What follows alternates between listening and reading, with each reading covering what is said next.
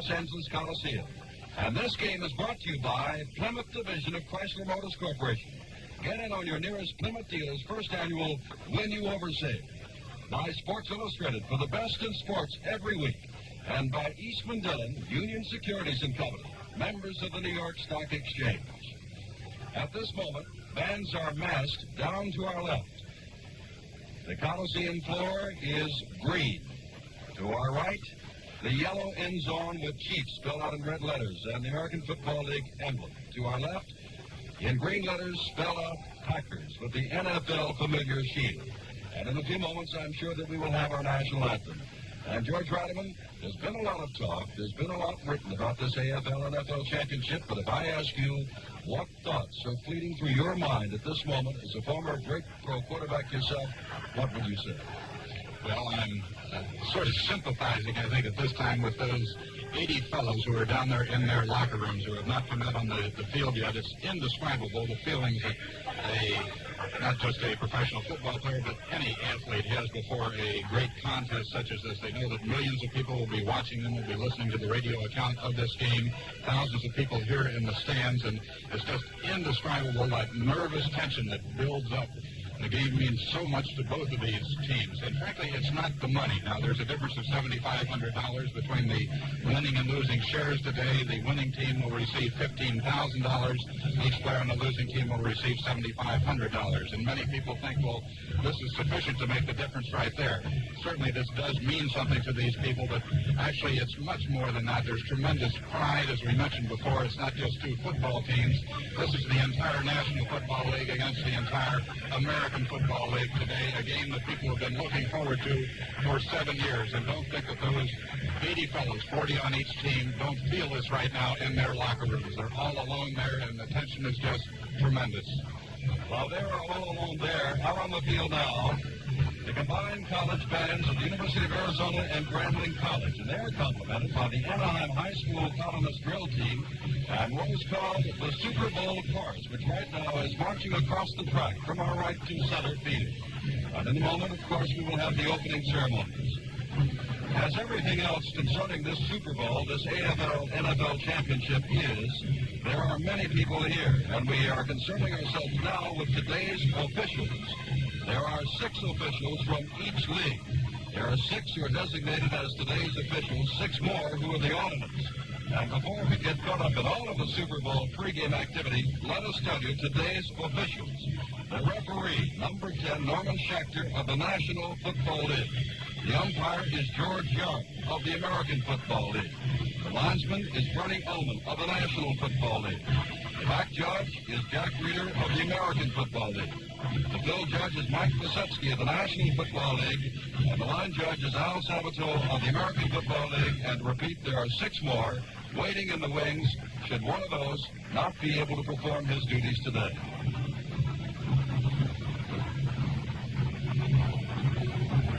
America now being played by the bands, and in a few moments we will have the introductions to both Green Bay, winners of the National Football League title, and the choices today by most people around this country to win the first Super Bowl, as well as the Kansas City Chiefs, who many say have the psychological edge to come out and win for the American Football League.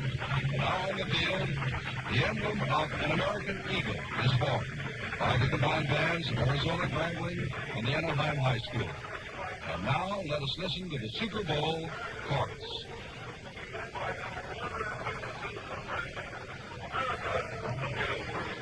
America the Beautiful.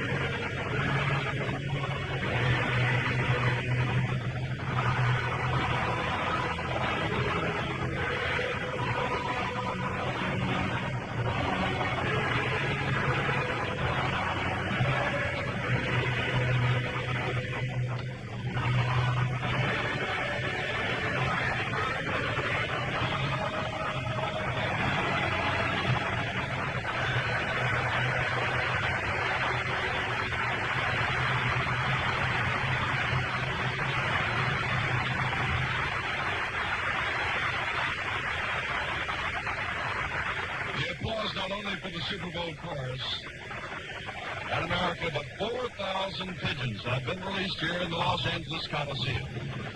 Some of the game conditions for today's ball game between Green Bay and Kansas City. After a touchdown, the teams will kick, run, or pass for one extra point. The AFL two-point option is not in effect. Now remember, the National Football League ball will be used when the National Football League team is on offense. The American Football League when the AFL team is on offense. And here, Croneman, we want to talk about that in a moment ourselves. But now there's a shield, emblematic of the United States of America, with the red and white and blue, unfurling the laws on the Coliseum floor here in Los Angeles. And while it does, if we have a moment, George, what is the real difference between the AFL and the NFL ball? Well, it is claimed that the National Football League ball is slightly fatter than the American League ball, consequently a bit harder to throw.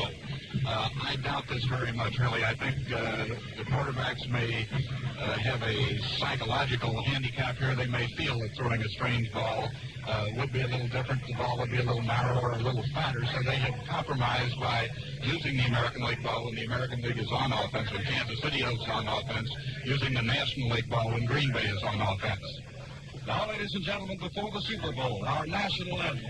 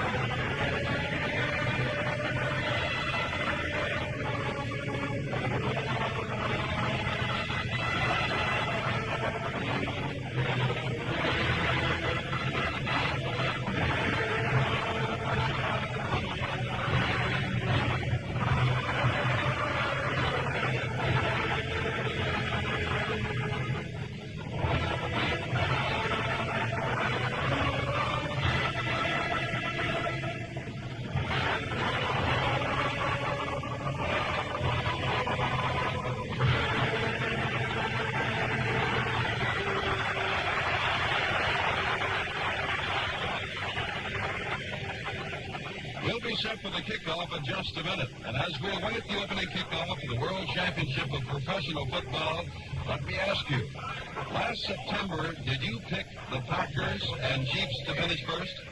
Sports Illustrated picked them. In their pro football preview, they said, the Packers are those against whom all others are measured. They'll win it with style and pop. About Kansas City's chances, Sports Illustrated said, if the Super Bowl ever does come off, the first team to represent the AFL could very well be the Kansas City Chiefs. Guesses? Well, to be sure. Based on a thorough analysis of the men who play and coach football professionally. Sports Illustrated staffs of professionals brings you penetrating and provocative sports coverage every week. The NFL and AFL championships, the Super Bowl preview, and coming up, a report on the action about to unfold right here. Pictures in fast, close color. The important details of all sports and leisure time activities, their excitement and color in professional hands every week in Sports Illustrated.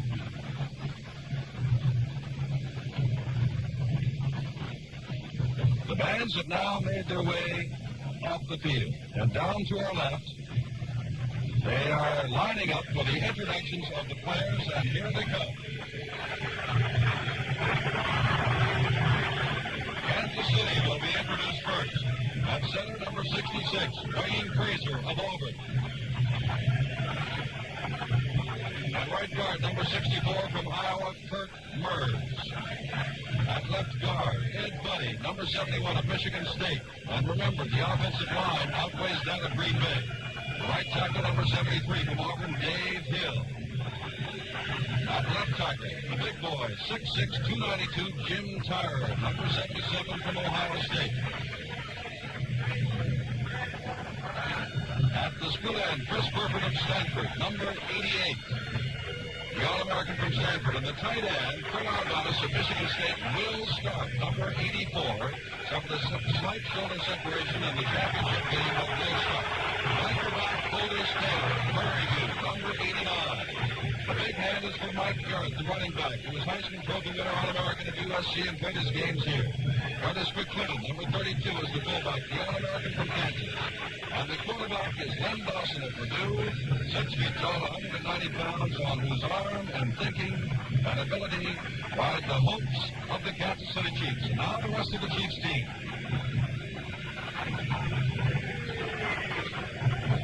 The Chiefs to repeat are dressed in white with red numerals, and someone passed along a note to us that the Chiefs this year, of course, they only lost twice, but never lost while wearing these uniforms.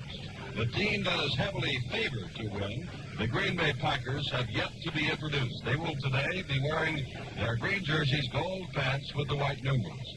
And of course, they, as they say, have been to the well before. They have played in either the National Football League championship game or playoff bowl in each of the last 6 years, and they have won 4 world championships in that time. Vince Lombardi, since taking over with the Packers in 1959, has done a tremendous job.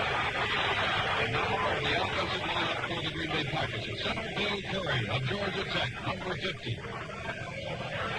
At right guard, and of course Green Bay has got some great guards. Jerry Kramer, number 64 from Idaho, in his 9th year. At left guard, Fred Fuzzy Thurston from Valparaiso, number 63 in his 9th year. Right tackle from SMU, the veteran 10-year Forrest Gray, 6'4", 250. At left tackle, Bob Skoronski of Indiana, number 76. The split end, number 84, Carroll Dale of VPI. And the tight end, Utah's Mark Fleming, will wear number 81. The back from Colorado, number 86, Boyd Dollar, caught 29 passes this year. At running back, Elijah Pitts of Philander Smith, number 22. Many people feel that Paul Hornung will see action today. The fullback, Jim Taylor, LSU, number 31. And of course, at quarterback, the most valuable player in the National Football League this year from the University of Alabama, number 15, Bart Starr. And the rest of the Packers come on the field, and George Rademan, the Super Bowl about which we've been talking, is just now moments away. Just moments away. It's interesting to note the great weather we have here in Los Angeles, the temperature in the 70s, a nice day for a football game. We have a report on the weather in both Green Bay and Kansas City. It's clear in both cities, but it's 6 degrees in Green Bay and 26 degrees in Kansas City. And I'm certain there's not a player down there on that field who isn't happy to be here on a good dry field in Los Angeles with the temperature in the 70s today, rather than playing on the frozen turf someplace back east or in the northern part of the country. This is really going to be a fine test. They will have no excuses because of the weather, either team who loses today. Well, John Gillum and Jerry Mays, the co-captains of Kansas City, are on the field, along with Willie Davis and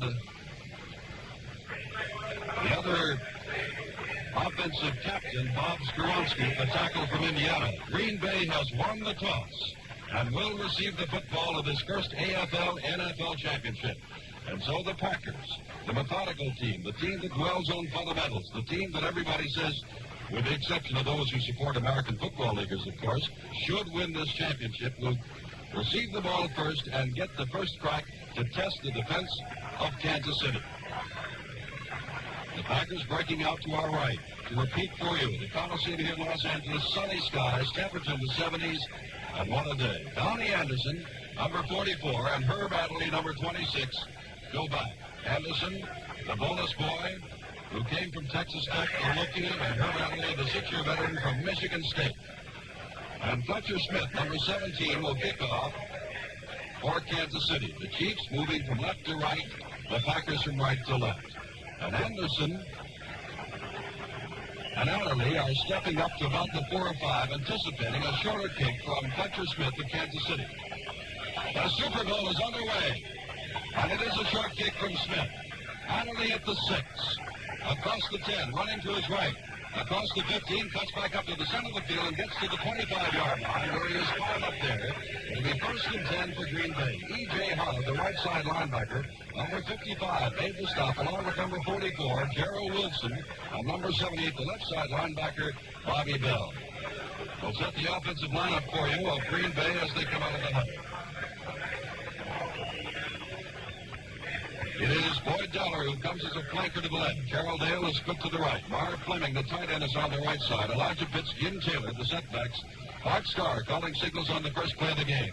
Jim Taylor picks up 2 or 3 yards, going over his own right side. Before E.J. Hollett came across from his right side linebacker spot and knocked him down at the 29. A gain of 4. It'll be 2nd down and 6.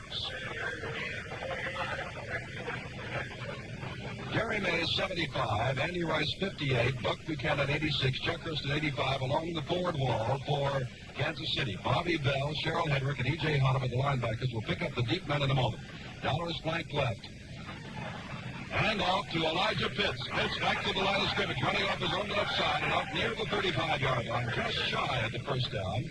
Johnny Robinson came up from the defensive secondary to make the stop. It is Freddie Williamson, Bobby Hunt, Johnny Robinson, and Willie Mitchell, who are the deep men for Kansas City. 3rd down and 1. The Packers have picked up 9 on 2 running plays, testing first the left side of Kansas City and then the right side. Carroll Dale goes wide to the right. Dollar, the flanker to the left. Mark Fleming, the tight end, has split about 3 yards to the right. Strong side to the left. Starr on 3rd down 1. Bell signals. Hands off to his fullback, Taylor. Taylor's got the first down before he's dragged down by Willie Mitchell. Number 22, the right cornerback, as he hits to the 37. First down for the Packers. And it's interesting to note that the Green Bay Packers have started off the ball game as we thought they would with their rather conservative running offense. Nothing fancy at all, just straight power plays. First going off tackle to the right, then a sweep to the left, then Taylor going off tackle again to the left. The straight power, the traditional conservative offense of the Green Bay Packers. Dollar has come out, and Max McGee has gone in. Carroll Dale to the right, and Bart Starr is going to try his first pass. In the pocket, looking for his man, it is underthrown, intended for Max McGee at the 47-yard line. Johnny Robinson was back there to defend, and had not the ball been underthrown, George Redmond, Robinson might have had an interception. He had 10 on the year. It's 2nd and 10. Of course, a good passer will do that. He will always throw the ball, first of all, where it cannot be intercepted. Even if he can't complete it, he'll make certain to keep it away from that defensive man. And there you saw one of the reasons that Bart Starr only had 3 interceptions during the entire National Football League season. He will definitely not throw that ball any place where a defensive man has a chance at it. 12.5 minutes to go. First quarter, no score. Green Bay received the kickoff. Now has the ball on the 37. On 2nd and 10, Starr drops straight back. That is moved down the 26-yard line by Buck Buchanan, the right side tackle. A long loss from the 37 back to the 26, 11 yards. And on the first strip, drop back pattern of Starr. Buchanan, the 4-year veteran from Grambling College, got through to make the tackle. 3rd down and long yardage. And we note now that the Kansas City Chiefs have put in an extra linebacker, have taken out Andy Rice and put in a linebacker, so they will have a three-man rush this time on Starr and 4 linebackers. They invariably do this on an obvious passing situation. McGee to the left. Carroll Dale to the right. Mark Fleming split as Elijah Pitts goes into the slot to the left. 3rd down and 21 yards. Starr back, going to be hit and is dropped as he gets to the 21-yard line. And that is all. Kansas City was in on him. Bobby Bell blitzing from the left side. And Green Bay will be forced to kick the ball away. Picked up 1 first down, but then was thrown from their own 37 back to the 22. Don Chandler coming in to do the punting. And Mike Garrett and Emmett Thomas go deep for Kansas City. Chandler will step back inside his own 10-yard line. Little or no wind here today, and so the wind is not a factor on the Chandler punt. Chandler just does get the kick away, but it is a boomer. That is Mike Garrett at the 28-yard line. Jockeying. Gets past one man, cuts to the right side, across the 30, still on his feet and dragged out of bounds as he gets to the 37-yard line. And Mike Garrett brings the ball back to the 37, will stay in the game, and Kansas City for the first time today goes on offense. Van Dawson will be at quarterback, Mike Garrett your running back, Curtis McClendon the fullback, Aldous Taylor your flanker, Fred Arbanis is the tight end, Chris Buckard the split end. Carr and Hill, your tackles. Buddy and Murs, your guards. And Fraser at center. No score in this, the first quarter, with about 10 minutes left.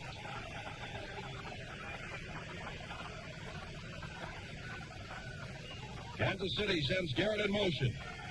Dawson rolls out to the left, looks for one man on the far side, and he has got it out of bounds. Chris Burford caught that ball out of bounds. Burford was split. Otis Taylor was in tight. Garrett went in motion. And so the Kansas City Chiefs, George Bradman, who have the reputation for gambling early, went to the pass on first down as contrast Green Bay, which ran first to the right and then to the left. And we had an example of Kansas City's moving pocket as Lenny Dawson did not drop straight back, but faded back to his left and then set up. As we pointed out before, he will not throw on the run, but he will set up with this moving pocket, either to the right or to the left. That time he went to the left. Again, the flanker back. Well, now he's splitting out to the right. Otis Taylor. Burford is flanked to the left. McClinton and Garrett are the setbacks. Dawson a long count. Hands the ball to Garrett. Garrett at the line of scrimmage and may have picked up a yard or two and is still on his feet and gets across the 40. A great individual effort. That's Mike Garrett 4 yards from the 37 to the 41. Ron Kostelnik made the tackle. Looked as though Garrett had it, but squeezed out. Turned the corner and picked up 4 yards. Woody Davis, Ron Kostelnik, Henry Jordan, and Lionel Aldridge along the forward wall for Green Bay. Dave Robinson, Ray Nitsky, and Leroy Cathy, your linebackers. Herb Adley, Willie Wood, Tom Brown, and Bob Jeter, the deep nine.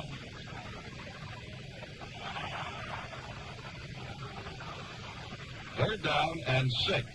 As Burford again goes wide to the left. He has been set left as a flanker each time.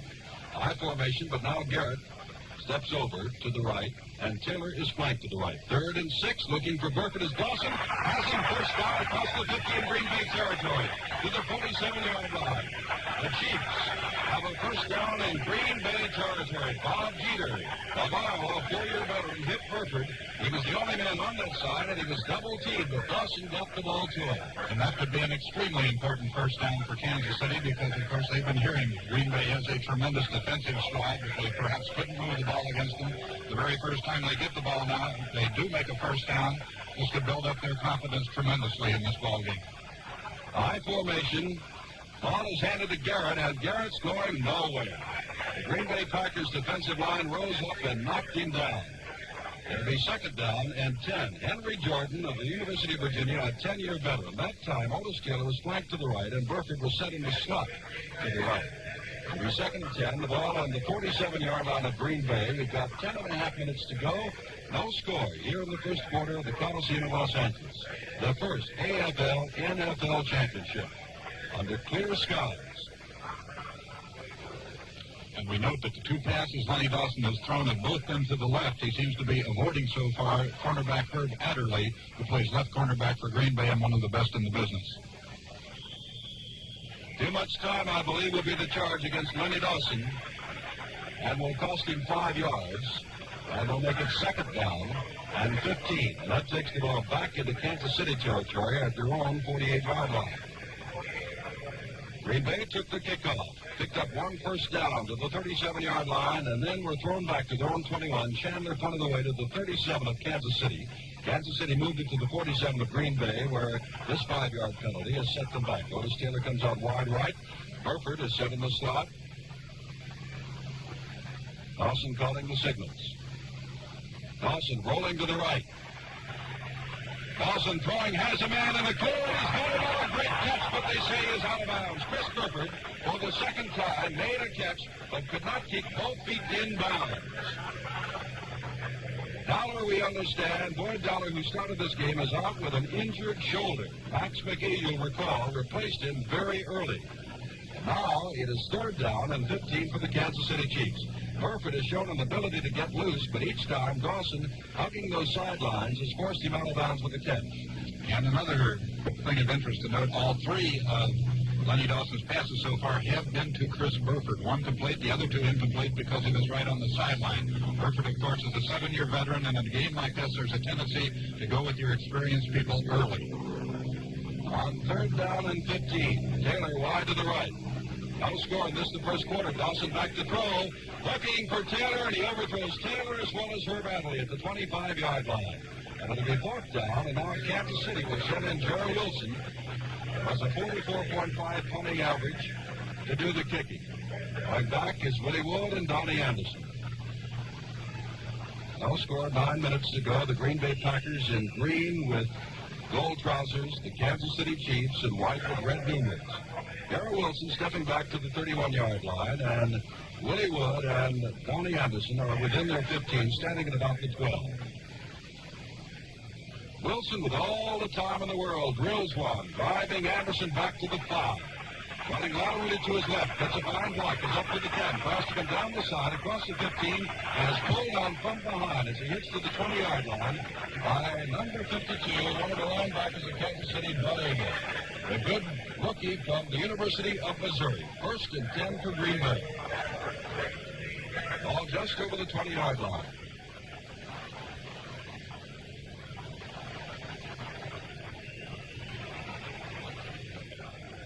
Note that Chuck Hurston of the Kansas City Chiefs was injured going down under that punt. Chuck, of course, the defensive end for the Chiefs, and he's taken off the field on the far side.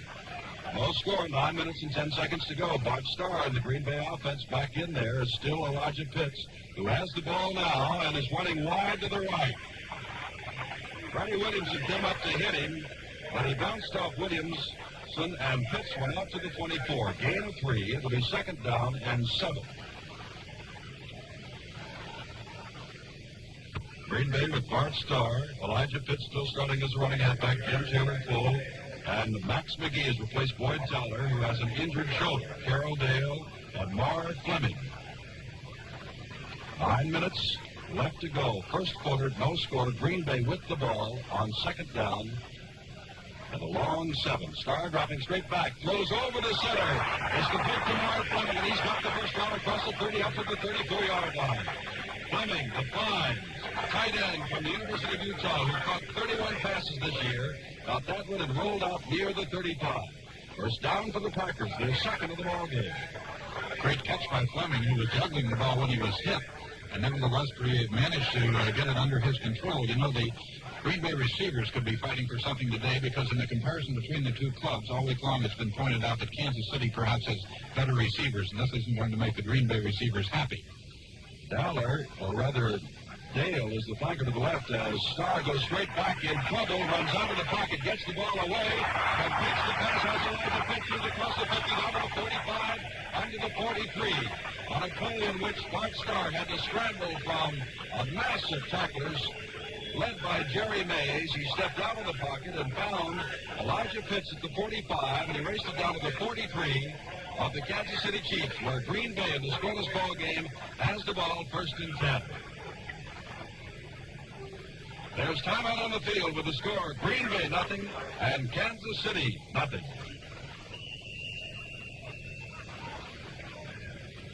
Along with George Rademan, this is Jim Simpson from the Coliseum in Los Angeles in the scoreless ball game, first quarter, 7 minutes, 20 seconds to go. Aaron Brown, the rookie number 1 draft choice from Minnesota, has come in as a defensive right end as Chuck Hurston is out injured. Boyd Dowler of Green Bay is out. Quick pitch to Jim Taylor, coming to the left, in trouble, and will be dragged down for a loss. Back in Green Bay territory. E.J. Holland, the right side linebacker, he just refused to be taken out of the play. Jerry Mays, the All-American Football League defensive left end, came over to help out. And the ball now is placed down on the 49 of Kansas City. A loss of about 5 at 2nd and 15. The AFL, NFL Championship, this is the Super Bowl. Being heard across these United States and, of course, around the world on Armed Forces Radio. Carroll Dale wide to the right. McGee to the left. Bart Starr dropping straight back. Loki has plenty of time. Throws to Carroll Dale, who has got the ball at the 37-yard line. Not enough for the first down. Freddie Williamson, the left cornerback from Northwestern, made the stop there. And again, George Rademan, a low pass. And Carroll Dale did well to dive for it and come up with it. A low pass, but those are the kind that can't be intercepted. They can't be deflected up into the air. They can't be up high enough for a defensive man to come in. And actually, a passer will try to throw the ball in there low sometimes on a pattern such as that, where the receiver is coming back toward the middle of the field or toward the passer. 3rd down 3 from the 37. Tail to the right, McGee to the left. Starr dropping straight back. In as he throws, has the ball. Touchdown. Step right by a defensive back and one of the linebackers who had to step off. And Max McGee. It was Cheryl Hedrick who had a hand on it, but McGee simply ripped his way out of his grasp. And it's a 37-yard touchdown play.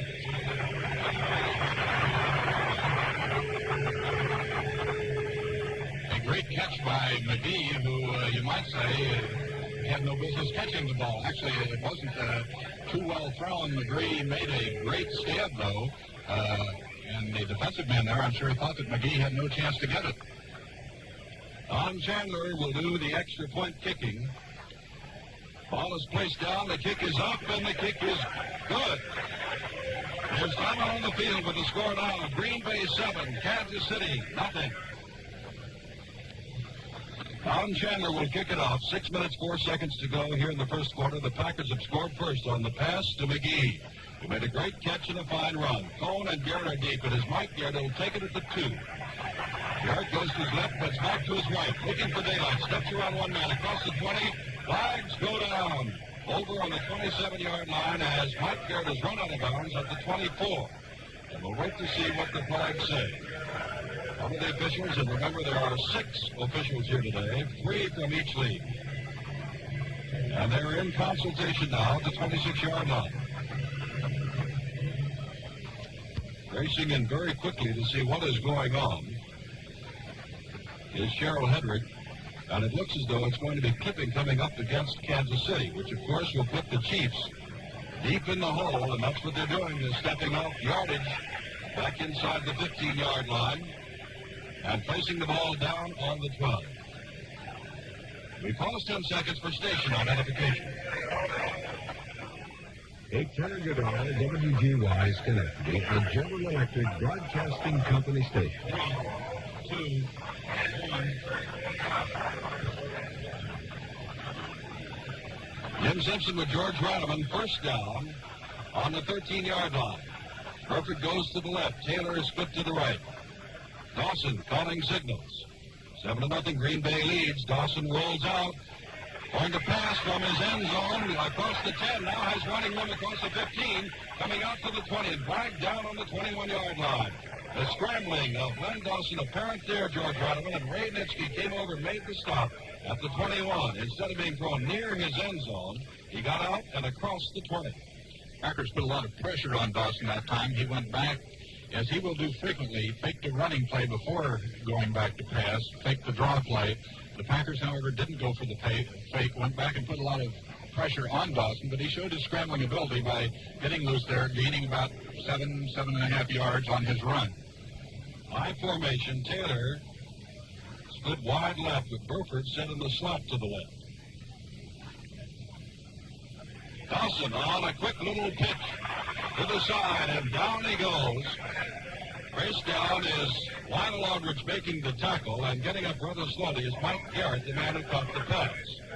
Just a little quick pitch to his backfield man, as Dawson, of course, is trying to pick up the yardage and may have gotten nearly enough for the first down. They're going to call it for a measurement. 7-0, the Green Bay Packers lead. We are here in the first quarter. About 4.5 minutes left. And again, Dawson faked the running play, faked to one of his running backs before throwing that quick pitch out there to Garrett. Of course, the purpose of that, faking the running play, is to try to hold one of the linebackers in position so that he cannot get out into the flat and cover the pass receiver, in this case, Garrett. Measurements showed that it was good for a first down. Kansas City has a first down on their own 23-yard line. And good for the first down by perhaps a quarter of an inch. Otis Taylor wide right. Burford goes to the left. Arbanis, the tight end, is split about a yard or two to the left. Quick opener, and down goes Burford, and the ball goes over his head, and defensive interference is being called on the far sideline as Burford was knocked off his feet by Bob Jeter and Tommy Brown before he even got the ball. I'm sure that the penalty is being called against Jeter. But in any event, a gain of just a couple of yards, but takes it up to the 29-yard line, but of course it means it's a first down from there. And the ball thrown by Dawson was nowhere near the receiver, way over his head, out of bounds. But Jeter was up so fast on Burford I would rather think that Dawson purposely threw it out there. He knew he had no chance for a completion, didn't want it to have it intercepted, just threw it over Burford's head and was fortunate that Jeter came up and interfered on the play. Taylor this time has split wide right with Burford set in the slot to the right. Curtis McClinton, for the first time today, gets the call to carry the ball and goes out across the 30-yard line and picks up perhaps 4 yards on the play. Stop was made by Lionel Aldrich and Willie Davis, the defensive ends. And George, this is what a lot of people have been waiting for, to see whether or not the Kansas City Chiefs can hold up under the pressure of an early score by Green Bay. Well, the Chiefs were hurt not only by that score, but then when they received the kickoff, they were penalized because they were holding on, returning the kickoff, or really putting the hole. But they've come out here, made a first down, now picked up 3 yards on the first down here, so they showed they can operate under pressure. Garrett is the lone setback. Dawson rolls to his left, looks downfield. Arbanis is there, and down to the 40-yard line of Green Bay for a first down. Leroy Coffey, the linebacker, forced to cover Fred Arbanis, made the tackle, but not until after Arbanis had the pass from Dawson in the first down. Ball is placed down now on the 49-yard line of Kansas City. Green Bay scored on a 37-yard pass play from Bart Starr to Max McGee, when McGee and Hedrick, well, Hedrick, as George Rodman said, probably thought that McGee never had a chance for the ball, but McGee made a great catch at about the 23 and raced it in from there. Taylor wide right, Burford to the left, McClinton and Garrett, the setbacks. Dawson on first down from his own 49, hands to Mike Gary, is across the 50, across the 45, and spins his way out to the 41-yard line. Near a first down, Tom Brown, number 40, makes the stop along with Leroy Coffey. And they will measure to see whether or not it is a first down. It is close to the first down.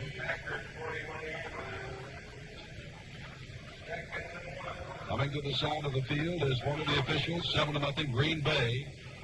On that pass to McGee, and there's timeout on the field right now with the score, Green Bay 7, Kansas City nothing. 2 minutes and 55 seconds to go. And this, the first quarter of the AFL-NFL Championship, the Super Bowl from the Coliseum in Los Angeles. Under sunny skies, little or no wind. And it is second down and inches to go for Kansas City. Burford goes out as a flanker to the left. I formation. Now Garrett steps over to the right. The other ends are in tight. Dawson on second down and inches is back to pass with lots of time. Now in trouble. Looking, gets past one man, has his own first down across the 40-yard line and is driven back across the 41. Dawson looking for running room. Did get enough for the first down.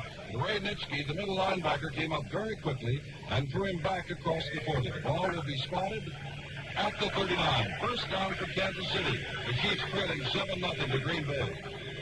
Another example of Lenny Dawson not throwing the ball when nobody is open downfield. He tried to cross Green Bay up, had a 2nd-and-1 situation, faked the running play into the line, acted as if they were going for the first down, then stepped back to throw, saw that Burford was not open downfield, and you will not see Lenny Dawson or Bart Starr, for that matter, turn the ball loose unless the receiver is open. Taylor wide right. Burford set in the slot, and Mike Garrett with the ball, and down he goes. Wrestled down by big number 89, the left side linebacker Dave Robinson of Penn State. And Mike actually lost a yard on the play back to the 40-yard line. It'll be second down and 11. There have been 2 injuries that we have noted so far. Boyd Dollar hurt his shoulder and went out early, and Max McGee replaced him. It was McGee that caught the touchdown pass. And Chuck Hurston went out for Kansas City, and Aaron Brown has replaced him as a defensive right end. Brown, the number 1 draft choice from the University of Minnesota. Now, Burford goes to the left side. Otis Taylor trots over here to the right on second down, 11. Garrett goes in motion to the left. Dawson rolling out to the left, looking to throw. Gets rid of the ball. Way over the head of Otis Taylor, who is being defended against by Willie Wood, number 24, from USC. Ball falling dead out of bounds at about the 7-yard line. And again, Dawson throwing extra long, preventing an interception. It is 3rd and 11. Time running out in this, the first quarter. A little bit more than a minute to go. 7-0, Green Bay leading. Willie Wood had position on Taylor, defending against Taylor that time. The ball was thrown deep down the field, Dawson trying to hit Taylor deep, but Wood had position on him and wouldn't let Taylor get deep. And, of course, he doesn't have to get out of his way. He just maintained his position so that Taylor couldn't get deep to where the ball was going to come down. Orford wide left. Reg Carolyn has now replaced Fred Arbanis, and he is split left also. Taylor split to the right. And Dawson is dropping straight back and looking and has his man, Carolyn, across the 35, down to the 33-yard line. Not enough for the first down, but Reg Carolyn made the catch, and Wayne Nitschke of Illinois, the middle linebacker, made the stop. It'll bring up a fourth down. Gerald Wilson is coming in. Mike Mercer is coming in, and Mike Mercer is, of course, the field goal kicker. He's hit on 32, or rather 33 or 33 conversion attempts, 20 of 26 field goals, and has scored 93 points. This will be a 40-yard field goal attempt as the Chiefs try to get on the board for the first time. Mike Mercer is ready. Dawson spots the ball. The kick is up. It is long, and it is off to the left side, and the Chiefs have failed to score. Green Bay takes over on the 20. Still leading 7-0 with a little bit more than a minute, about a minute and 5 seconds to go here in the first quarter. Mercer had enough distance on the ball. It had been said early in the season that Mercer could not kick long, but he's kicked some long field goals this year for Kansas City. Kicked that one far enough. It went about 5 yards deep into the end zone, but was off to the left. Harold Dale goes out wide to the right. Bart Starr now dropping back. As the official is talking to them, we were glad to have in their pregame show Bob Hope.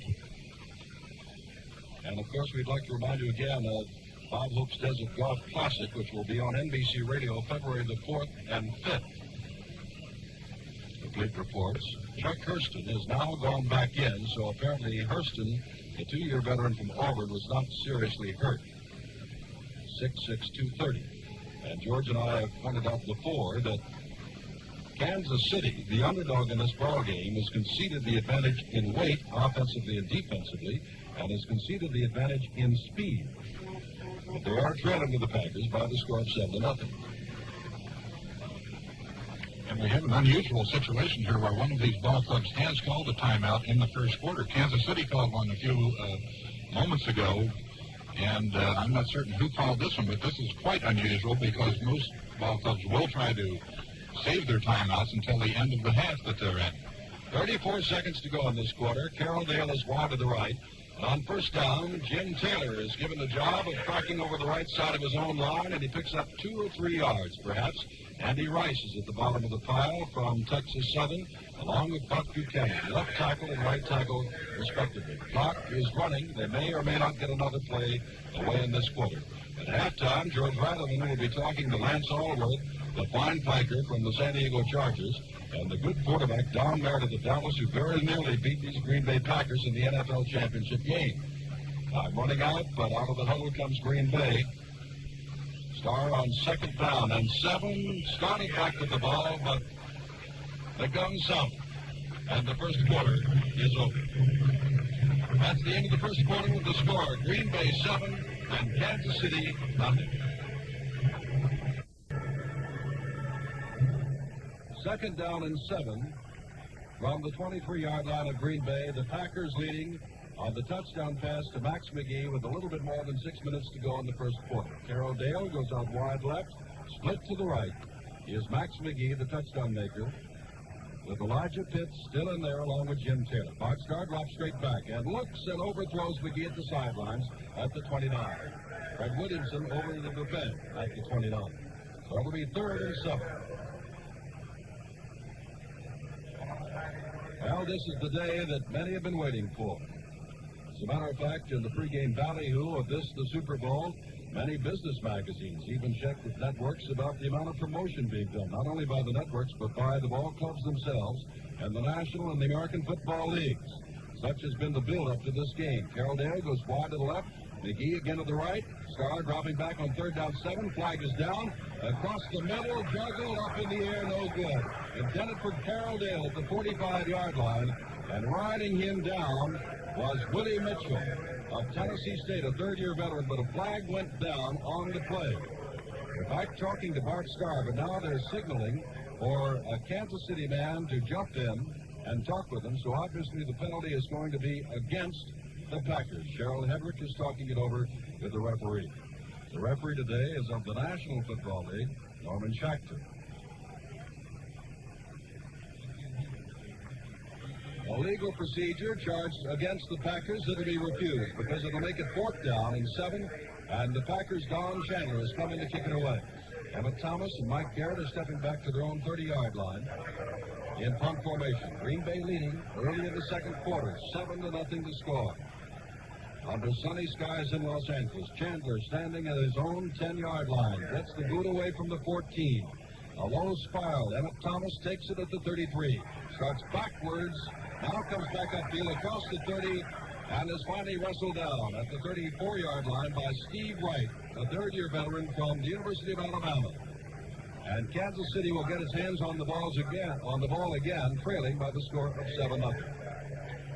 Packers cover quite well going down under these punts. It's quite impressive to see them come down and take their positions across the field, boxing in the receiver so that he has no place to go. Kansas City tried to return that one the first time Green Bay punted.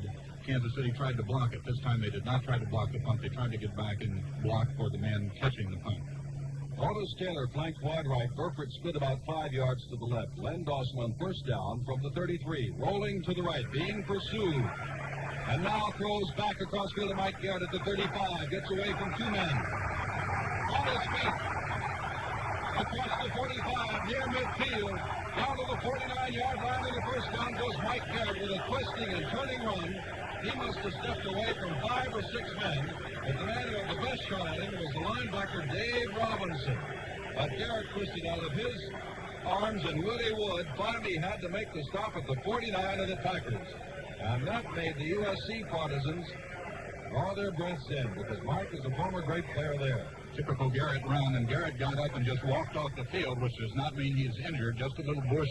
After that run, the coaches tell the players, anytime you're bush, come out of the ballgame, we'll put somebody in for you, at least for one play. Taylor flanked to the right. Burford split to the left. Ball is handed off to Garrett again, and Garrett gets down to the 45-yard line. Check that. It is Bert Cohn who's come in for Mike Garrett, and Cohn, after Garrett's fine run, cracks across his own left side and down to the 45. Ball is placed back down near the 46, so we'll call it a gain of only 3, a long 3 at that. It'll be 2nd down 7. Bert Cohn of Kansas was an All-American at Kansas, was injured in spring practice. And for years, many have predicted that he would be a great star in the American Football League. At the beginning of this year, he started out as though he would be, but he became injured. Both Burford and Taylor are on the left side, with Taylor split left and Burford set in the slot. Straight ahead goes McClendon on a trot play down to the 40, down to the 39-yard line, and nearer first down. And we can't help but recall the National Football League championship game in which Don Perkins of Dallas was working the trot play well against these same Packers. 3rd down, a little bit more than a yard, and now Green Bay sends in Bob Brown on defense, and out comes Ron Kostelnik. So Brown will step into a tackle spot, operating with Jordan, Aldrich, and Davis along the board wall. 3rd down and about a yard. Dawson has him out of the huddle. Hands off to Cohn. Cohn has got the first down to the 37-yard line. Bert Cohn of the University of Kansas operating in the same backfield with Curtis McClendon, another former All-American at Kansas. And with Bert Cohn in for Mike Garrett for Kansas City, they have a lot of size in the running backs. Bert Cohn stands 6'4", weighs 220. Curtis McClendon, the fullback, stands 6'3" and weighs 227. So 2 big, rangy running backs in there at the present time for Kansas City. About 12 minutes to go in the second quarter. The first half, Green Bay leading 7-0. But Kansas City has the ball. Dawson back to pass with plenty of time. Looks one long for Taylor, who is clear. He's got it to the 7-yard line and is right down there. Otis Taylor was deep in back of his man and actually had to slow up for the pass. It was Tom Brown covering him. First down and goal to go at the 7. And again, Lenny Dawson helped to free his receiver, as he does quite frequently, by faking the running play before throwing the ball to Taylor. Taylor was wide open, and Lenny was careful, didn't lead him too much, threw the ball out there perfectly. But Lenny Dawson helped ever so much on that play, as he does quite frequently on his pass plays, by faking a running play first to his running backs, drawing in the Green Bay secondary, and then hitting his receiver downfield. And now Kansas City with a chance comes out on the I formation to tie this ball game. They would like to do it. Throwing shifts to the right, calling McClinton the setbacks. Dawson calling signals on first down. Keeps to the ball. Rolls out to the right. He's got a man clear. Touchdown! Curtis McClinton. And it is 7-6 Green Bay. And he not only had a man clear, he had two men clear down in the end zone. Chris Burford and McClinton were standing down there side by side as once again, as we described on the last play, Lenny Dawson made the good fake. Faked the running play into the line and then stepped back, found two receivers side by side down in the end zone. Mike Mercer, who tried a 40-yard field goal and missed, but is 33 for 33 in the conversion department, comes in and tries to tie up this Super Bowl game, which has been super so far. Ball is placed down. The kick is in the air, and the kick is good. Tie ball game. There's timeout on the field with the score: Green Bay 7, Kansas City 7.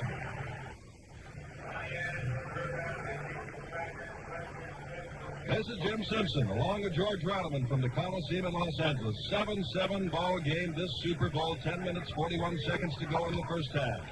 Fletcher Smith will kick off. Donnie Anderson and Herb Adderley are deep. Both are dangerous. Smith really puts his foot into this one. And this is Anderson across the 15, coming straight up the middle, and is hit as he gets to the 25 and rolls to the 27-yard line. Bobby Pry of Baylor, a 5-year veteran, made the tackle, along with Gerald Wilson. Ball is placed down on the 27 of the Packers, who found themselves tied. And what prestige is in this ball game? The pride of the National Football League is carried on the shoulders of the Green Bay Packers, and that of the younger American Football League with the Kansas City Chiefs. Leading the way, Carroll Dale goes wide to the left. McGee is split about 5 yards to the right. Elijah Pitts and Jim Taylor split his setbacks. Paul Horning has not been seen yet.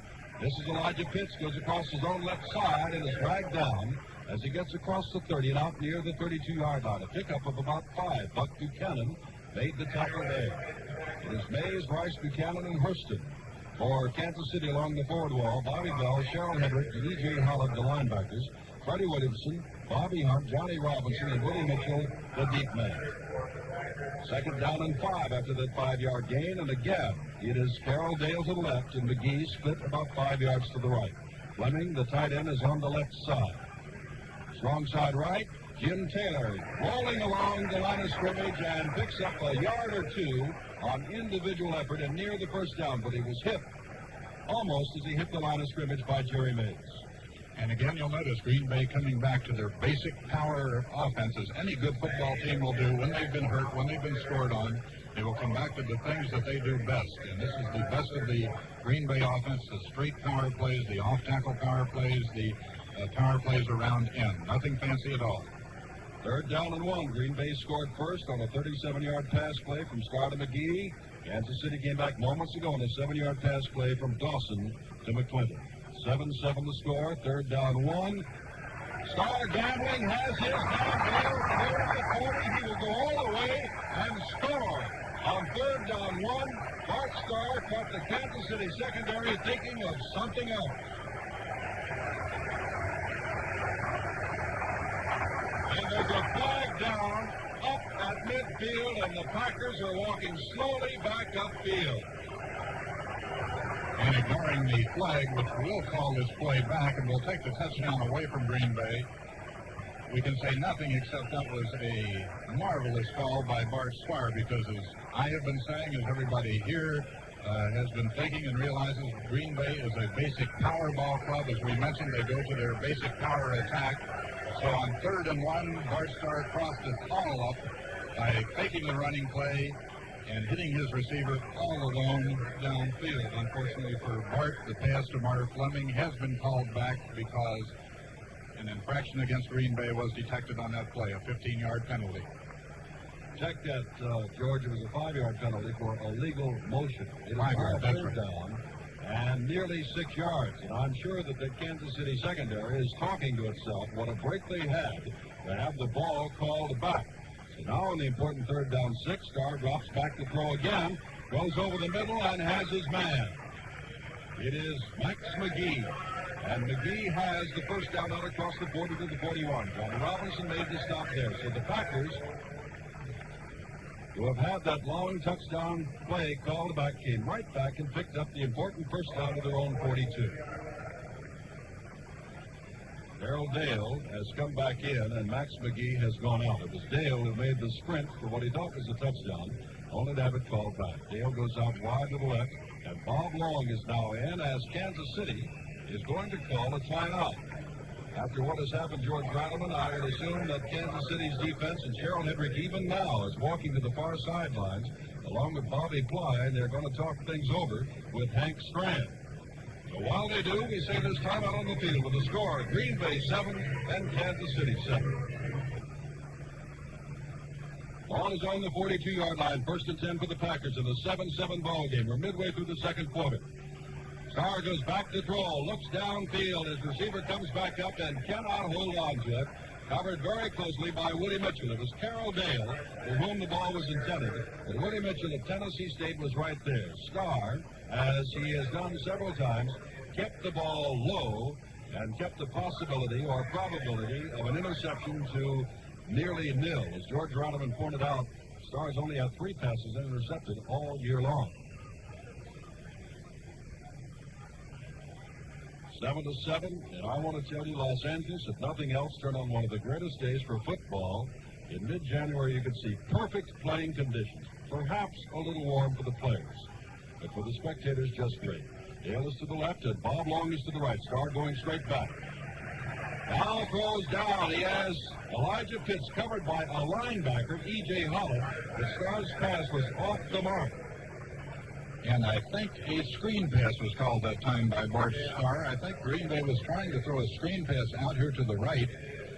Kansas City diagnosed the play very well, and he had nobody to whom to throw the ball, so he looked for one of these decoys who was going downfield and perhaps just threw it away purposely. But I believe the play called was a screen pass to the right, and he saw that he could not complete it because Kansas City had diagnosed the play. Third down 10 on the Packers' own 42-yard line. They send Dale to the left, and Bob Long comes to the right. 7-7 the score here in the second quarter. Dale almost jumped offside, goes back. Starr drops back to throw. Throws across, has his man Dale in the clear at the 43-yard line, and that should be enough for the first down. Knocked down there by Bobby Hunt and Johnny Robinson. But Carroll Dale made the catch, and it's a first down, and the Packers in the 7-7 ball game come roaring right back. This is the Super Bowl, and of course a lot of people are saying which is the better league, but I'm sure that you'll agree it comes down to which is the better team on the field today. Long is split wide to the right. Ball is handed to Jim Taylor, running laterally to his left, and is knocked down as he turns the corner by Willie Mitchell, who simply dove at his feet.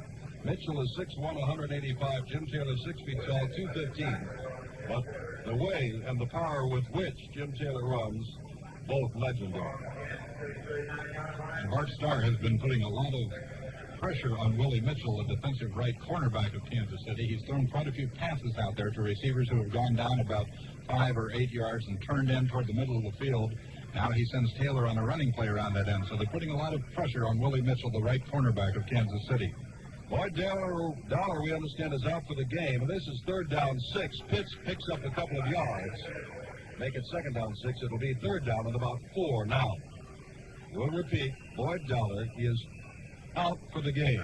Apparently he suffered quite an injury and will be out for the ball game. And the good flanker back who made 29 catches this year will not see any further action. Well, there's timeout on the field with the score: Green Bay 7 and Kansas City 7. Along with George Rattleman, this is Jim Simpson back at the Coliseum in Los Angeles. It is third down and 5 from the 38-yard line of Kansas City. Green Bay in possession, with Carroll Dale to the right side and Bob Long split left. Starr calling signals, drops straight back on third down, looks across the center, and a great catch by Marv Fleming inside the 30-yard line, and that'll be enough for the first down. Fleming was smothered by Cheryl Hedrick and Johnny Robinson, that jumped up between them and made the catch. And the Packers, George Rattleman, are on the move again. And the Packer receivers thus far in this ball game have shown great ability in catching balls that weren't necessarily thrown right in the pocket, right where they should be, but they've been reaching behind and in front of them, juggling the balls, but continuously coming up with the balls on all the difficult catches. Max McGee has come back in. Dale to the right. Hand off, and straight ahead goes Jim Taylor, but Jerry Mays does not allow him to get more than a yard or two as he gets down near the 25-yard line. Mays, two-time All-League in the American Football League, played the ball at SMU, 6 years in the league, 6'4", 252. Kansas City slow in getting up, 7-7 to score. I'm running out here in a first half.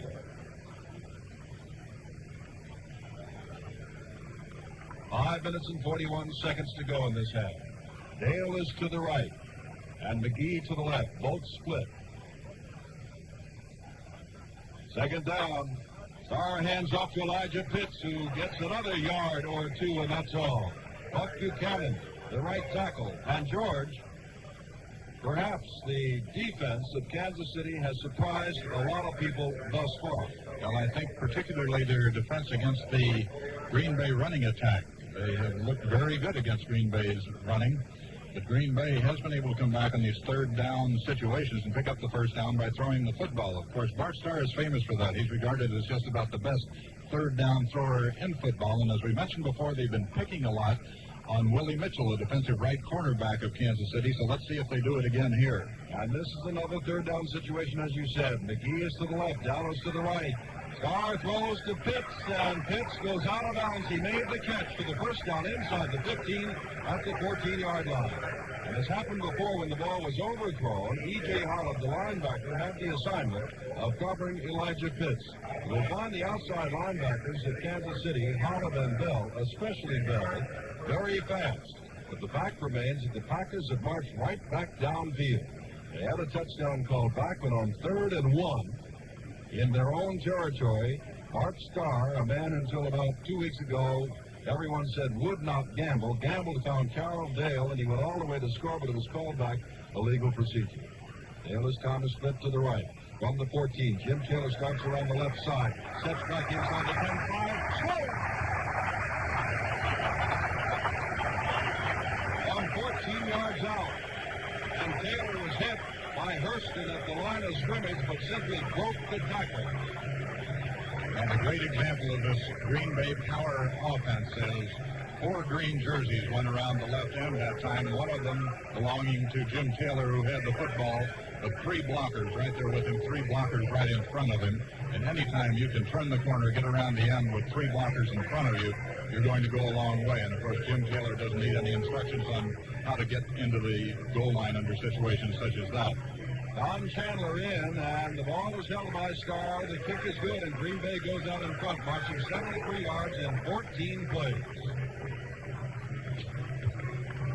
A reminder, as we've got about 4.5 minutes to go, and this is the first half, that our halftime guest will be Lance Oliver, the fine flanker, the San Diego Chargers, many times in All-League selection, as well as Don Meredith, who took Dallas to the Eastern Division title in the National Football League, and within a whisker, George Ratterman, of having won the National Football League championship. That was one of the great games. Don Meredith and his Cowboys certainly looked great against Green Bay 2 weeks ago.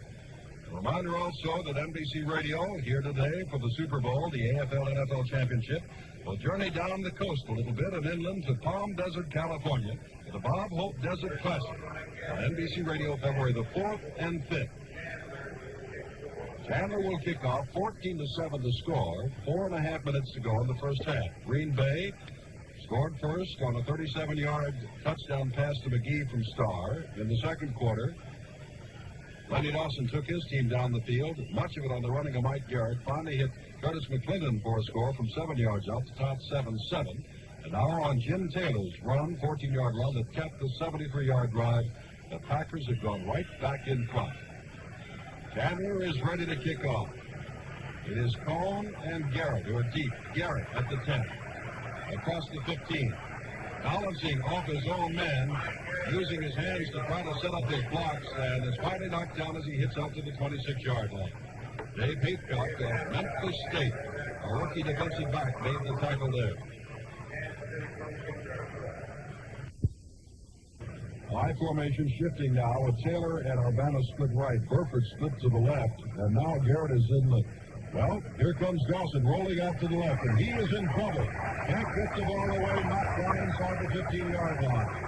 Back there was Henry Jordan leading the way, but also the defensive right-hand line of Aldrich. The right side of the Green Bay line simply poured through. Costellic got there before it was all over. But also in the play from the 26 back to the 18-yard line. Second down and about 18 to go. 14-7. The Packers have led and are leading. We're tied and are leading again. Packers heavily favored, have not made substitutions other than the fact that because of the injury to Boyd Dowler, they have been running in many different receivers. I formation, Taylor goes wide to the right. This time, again, they shift with McClinton and McGarrett. Garrett coming out of the I. Burford is to the left. Dropping straight back is Dawson. Lets the ball go. Has his receiver at the 30-yard line. Still on his feet, and I believe Arbanis has been hit in the shoulder. It was Fred who caught the ball at the 30, but as he was hit and hit hard by Nitsky, you can almost see him buckle, and he is now walking off the field. He has had an injured shoulder. He had his shoulder separated in the American Football League Championship game up in Buffalo 2 weeks ago.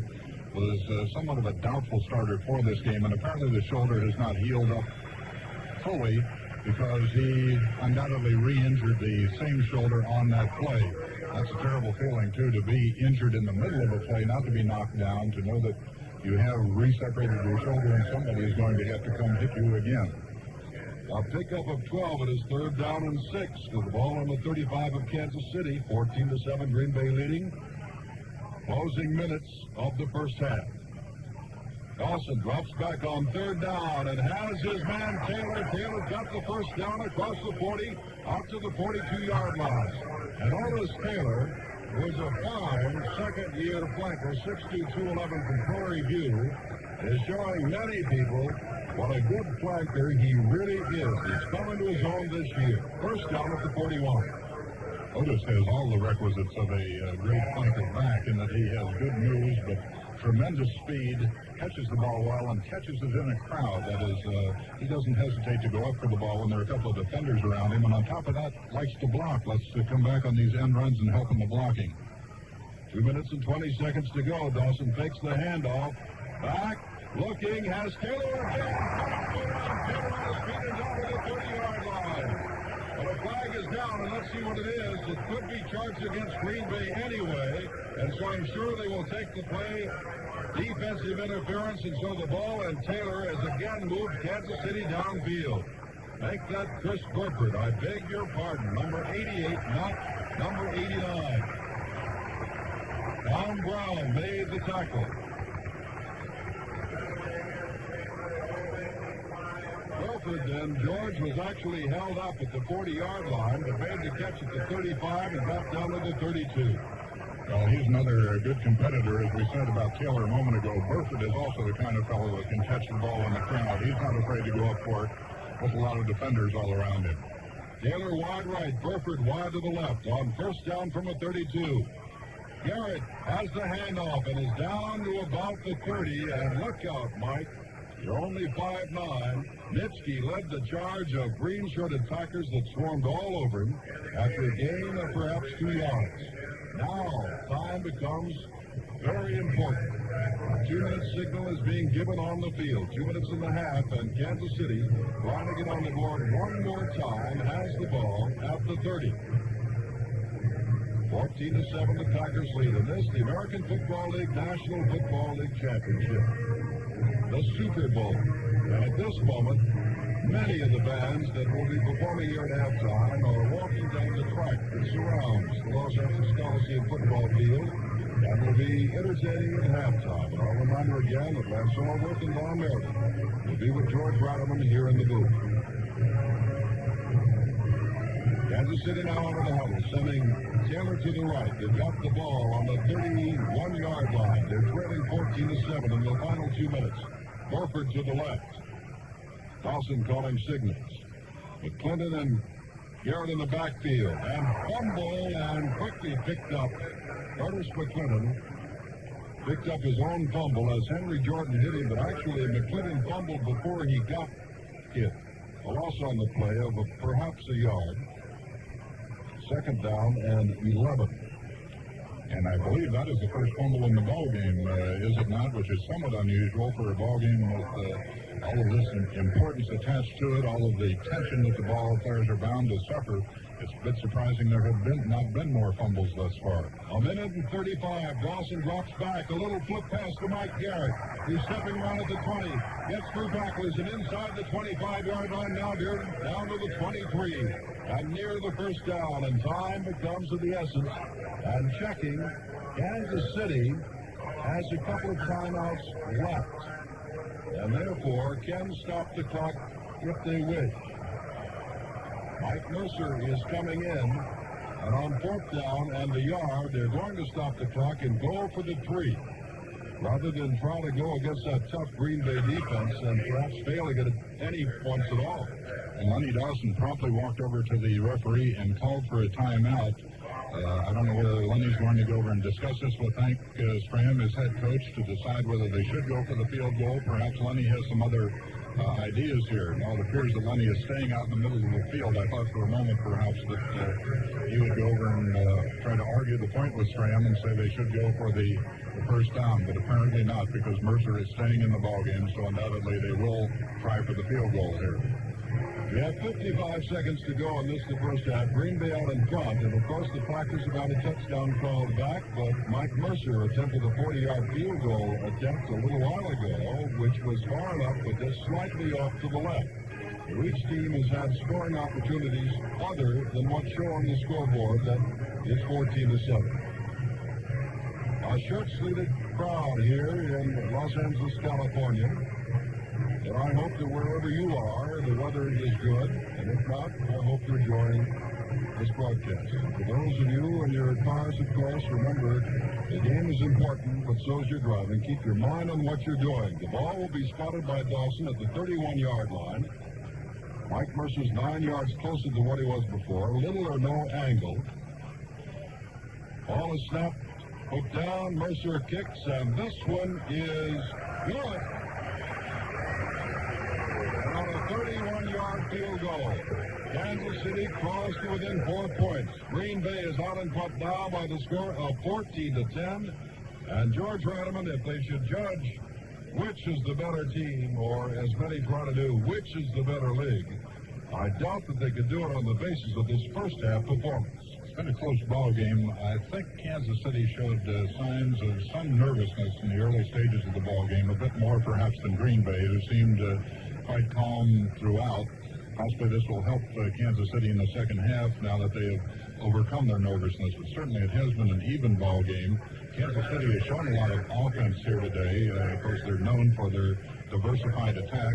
Green Bay has stuck to the bread and butter type of offensive game for which they're known. I think it's a question whether Kansas City can score enough on Green Bay to match the points that Green Bay is going to put on the scoreboard. Having the stronger defensive team, I think, on Green Bay, perhaps Kansas City would have the stronger offensive team so far. Fletcher Smith will kick off to Donnie Anderson and Herb Adderley, and this is a short kick hitting at the 22, picked up now by Adderley, and Adderley gets out to near the 25-yard line. We're shot down there, about 50 seconds to go in the first half. First 50 seconds to the likes of any good professional football team is plenty of time. Smokey Stover made the stop of Adderley at halftime. A reminder again, Lance Allworth of the San Diego Chargers, Don Meredith of the Dallas Cowboys. We'll be discussing this football game. I'm sure, George, that Lance will be saying a lot of good things about the American Football League, and Don Meredith will be saying a lot of good things about the National Football League. As you mentioned before, I don't think we've resolved much in this first half so far. I'm sure we haven't. Pitts and Taylor still the setbacks. Paul Hornung has not made an appearance in this ball game. This is Elijah Pitts coming to the right side, and he gets a good block and comes out near the 30-yard line. Bill Curry leading the way. Bobby Bell, the left side linebacker, came up to make the stop, and Chuck Buchanan, the right tackle, also over to help out. The ball is across the 30, placed down on the 33, the second down and 3 Clock continues to run, showing 9 seconds to go in this, the first half. The Packers are not showing any tendency to hustle out of that huddle and get up to the line of scrimmage. The Chiefs have already started to walk off the field, and there is the gun. That's the end of the first half of the score. Green Bay 14, Kansas City 10. Halftime here at the Los Angeles Coliseum in this 14-10 ball game. And the Green Bay Packers out in front, and the bands come on the field. In a few moments, we'll have our first guest. And now let us recap what happened in the first quarter with 6 minutes and 4 seconds to go. A 37-yard pass play from Bart Starr to Max McGee, with McGee making a fine catch, ripping out of the grasp of Cheryl Hedrick and going all the way to score. In the second quarter, with 10 minutes and 41 seconds to go, with Otis Taylor setting things up with a fine reception and Mike Garrett's good running, taking him down to the 7. Curtis McClendon found himself loose in the right corner of the end zone, and down there, Lenny Dawson hit him for the 7-yard touchdown pass to make it 7-7. And then Bart Starr, after a pass to Carroll Dale, was called back on third down and short yardage. Garrett is team on a 73-yard march, capped by a 14-yard run by Jim Taylor with 4 minutes and 35 seconds to go to make it 14-7. And then in the closing moments, Chris Burford also made a great catch and pulled the Chiefs to within field goal range of the Green Bay Packers, and Mike Mercer, unsuccessful in his first attempt, kicked a 31-yarder. That's how it ended, 14-10. Now for halftime, let's go to George Radaman. Thank you, Jim. And seated on my right is one of the great quarterbacks in professional football these days, Don Meredith of the Dallas Cowboys, who certainly had his greatest year this year, didn't you, Don? Well, I think so, George. By far, it was the best year of the Dallas Cowboys, and it's quite often it's a reflection of a quarterback's ability or his success, or at least whatever acclaim he might receive and what his team does. But we had a very good team effort in Dallas this year, and I'm very happy to be a part of it. Don, you came so close to tying up that ball game against Green Bay 2 weeks ago down in Dallas. I read a statement by your coach, Tom Landry, that had you been able to score, get into the end zone, and tie that ball game up, you had the momentum going for you, and you very possibly would have had an advantage going into an overtime. How do you feel about that? Well, it's very easy for us to say this. You can't imagine how I feel watching this ball game today, because we felt like we had an excellent opportunity to beat Green Bay, and we didn't do it. We respect Green Bay, and we think they're a very fine football team.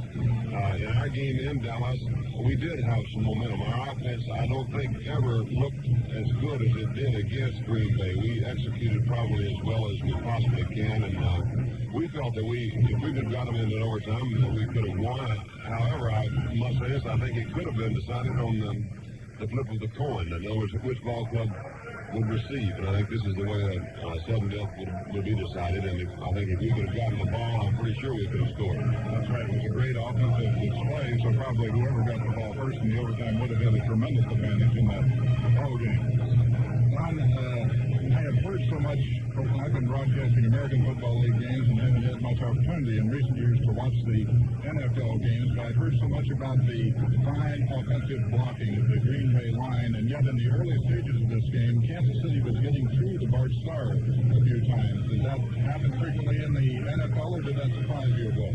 I was surprised to see that, too. I am more or less like you, only on the other side of the fence. In reading statistics, I understand that Kansas City's strong point actually hasn't been trapping the passer this year. If I'm not mistaken, I believe they've trapped him like 29 times, whereas isn't too much, really. Well, not really, because Green Bay's front four, and they very seldom blitz. I think they rank third in the National Football League with something like 49 traps, and this is a real plus for a team to have. So I was surprised to see this. I'm very impressed with Kansas City's entire ball club, both offensively and defensively. I've been trying to figure out their defense from a spectator standpoint today, and they use what we call an overship to the weak or to the strong side. We call it a ram and a Frisco. Are you talking about the defensive line? I'm talking about the defensive lineman. It's an odd man line, basically an odd man line. And Green Bay has been very adroit at handling this all year. And I was a little surprised to see that the success that they did have in the early part of the ball game. looking for a moment at the Kansas City offense, I think Lenny Dawson has done a fine job in his play action.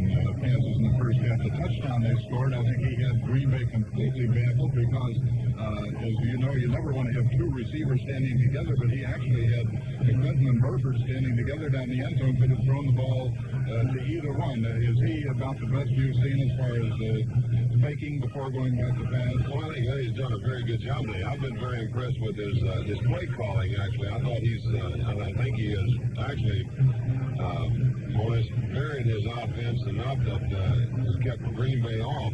When I look at Kansas City's offense, it does remind me somewhat of ours because we do shift around like this in different formations, and I can almost hear Nitsky calling out the different formations, but only in our terminology when these guys do shift. And I think it does create a burden on them, and I think Lenny has done a very fine job with his play calling, and his ball handling has been excellent, and he's been on target most all day.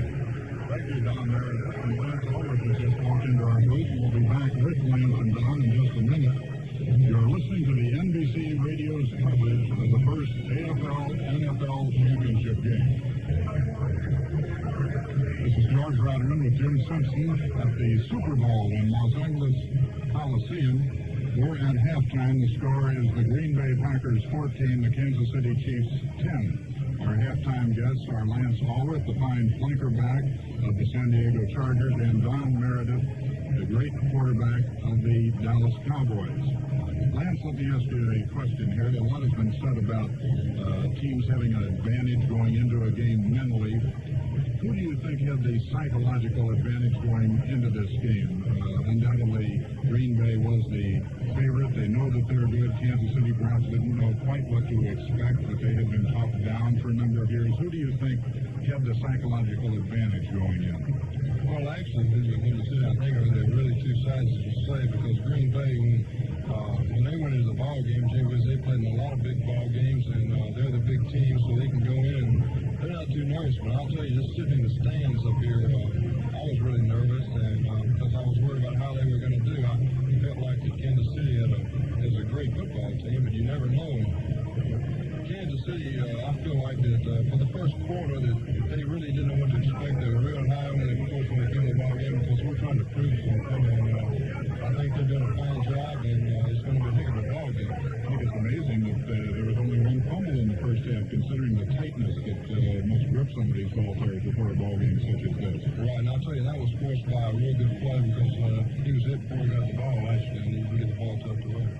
Now, Meredith, let me ask you, does your mental attitude change much from game to game? That is, can you feel a lot more pressure? For instance, 2 weeks ago when you went into the championship game against Green Bay, could you feel mentally a lot more pressure before that game than before a regular season game? I think the most pressure we had at Dallas was our Thanksgiving Day game against Cleveland. We had to win this ball game in Dallas to stay alive in the Eastern Division. And being in Dallas for 7 years, we've never won. So our first objective was to win the East. And there was a big build-up game, and there was a tremendous sellout there in Dallas, and Dallas has really caught on fire now. I think there's a lot of pressure, or a lot of enthusiasm, which creates pressure, more so in the Thanksgiving Day game than in the championship game, because we played Green Bay before, and we felt like that we had the type of offense that could be very effective against them. And we were all ready to play if we played in the championship game. Tom, let me ask you, Green Bay has had a reputation for years, and you've played against them for quite a few years now, but they've had a reputation having a great defensive ball club. What's the biggest problem that you have as a quarterback calling the plays on offense against Green Bay? What are their strong points? What are their weak points, if any? Well, they have very few weak points, but I think our biggest problem is this, that Green Bay will not change. They're going to do basically the same thing week in and week out. And it's more or less saying, all right, now, this is where we're going to be against this formation. If you can beat us, come on, because we're going to be right here. And they're well coordinated. They execute almost without flaw.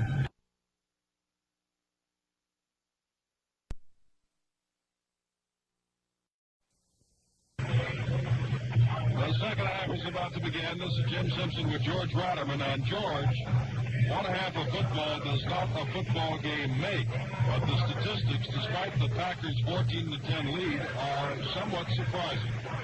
bit surprising in that the Chiefs show a slight edge in most of the different categories of the statistics. In first downs, the Kansas City Chiefs have 11, the Green Bay Packers 9.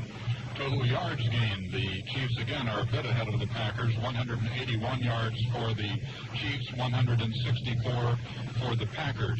Breaking that down into rushing and passing, the Packers have a bit of an edge in the rushing yardage, 51 to 37. However, the Kansas City Chiefs are ahead in passing yardage, 144 yards for the Chiefs, 113 for the Packers. So the statistics aren't too far apart, but the Chiefs do have perhaps a slight edge in the number of passes thrown and completed. The Packers, Bart Starr has completed 8 out of 13 passes.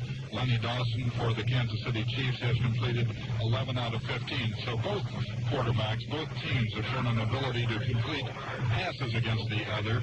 And this could well be the tale of the second half here. Who is going to score the most points, because it is not a defensive battle.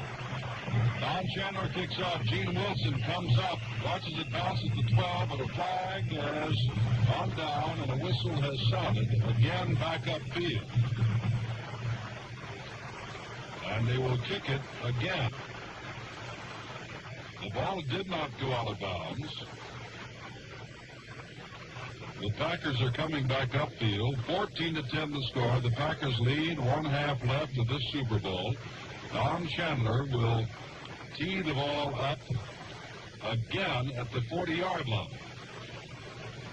George, it comes under the question of your guess is as good as mine. As to what happened on the last play, a very odd play. Green Bay kicked off. A lot of the Kansas City people didn't move, just stood there pointing at something, and I don't know what they were pointing at. This one is a very high and very short kick. Bert Cohn comes up to the 13. Straight upfield across the 20, now going to his right side, and is knocked down very quickly as he hits to the right side by number 27, Red Mack, a flanker back, former Notre Dame All-American.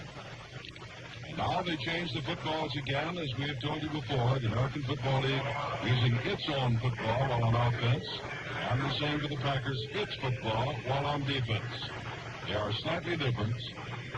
The Packers have a slightly fatter ball, as George said. Chris Burford comes out wide left. Otis Taylor goes to the right in an I formation. Now shifting out of it, Garrett and McClinton are the setbacks.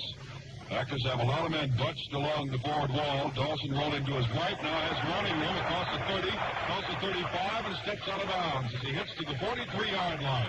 The Packer defense collapsed downfield, and George, only Otis Taylor was downfield, and there were 4 Packer defensive men back there. And they were all turned around running full speed with Otis Taylor. Of course, they realize he is a long threat. He has great speed, but as you say, the defensive secondary of the Packers, almost all of them were turned around running back downfield with Otis Taylor, so when Lenny Dawson started to run there, they didn't even know it for a while until he had gained some 5 or 10 yards.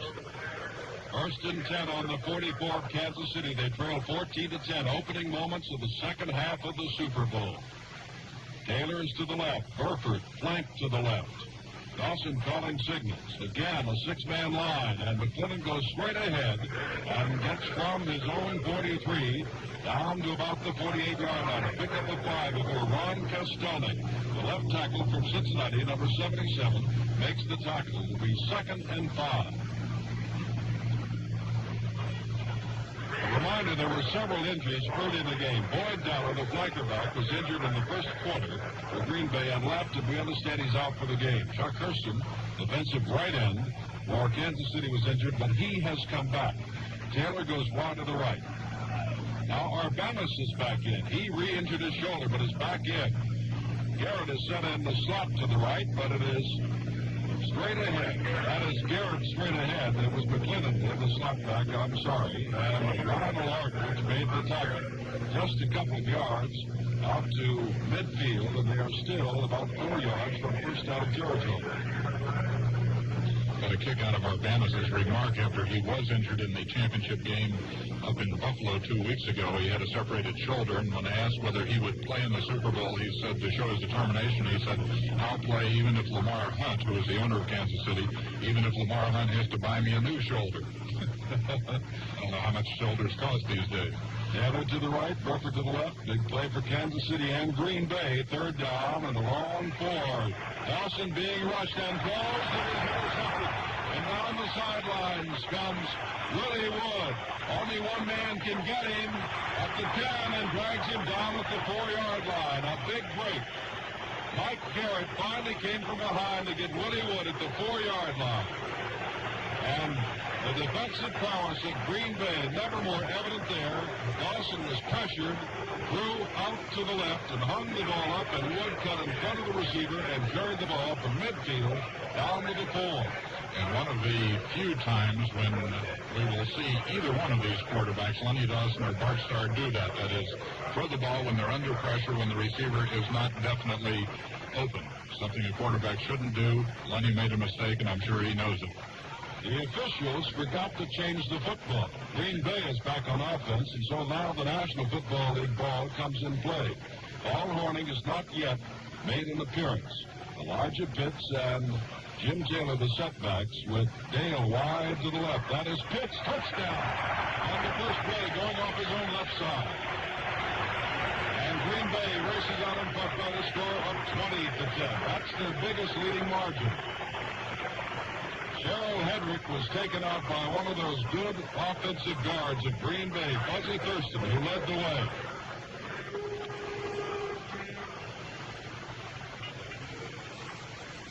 The Packers have exploded here, taking the offense of the Kansas City Chiefs to turn it into a touchdown for the Green Bay Packers.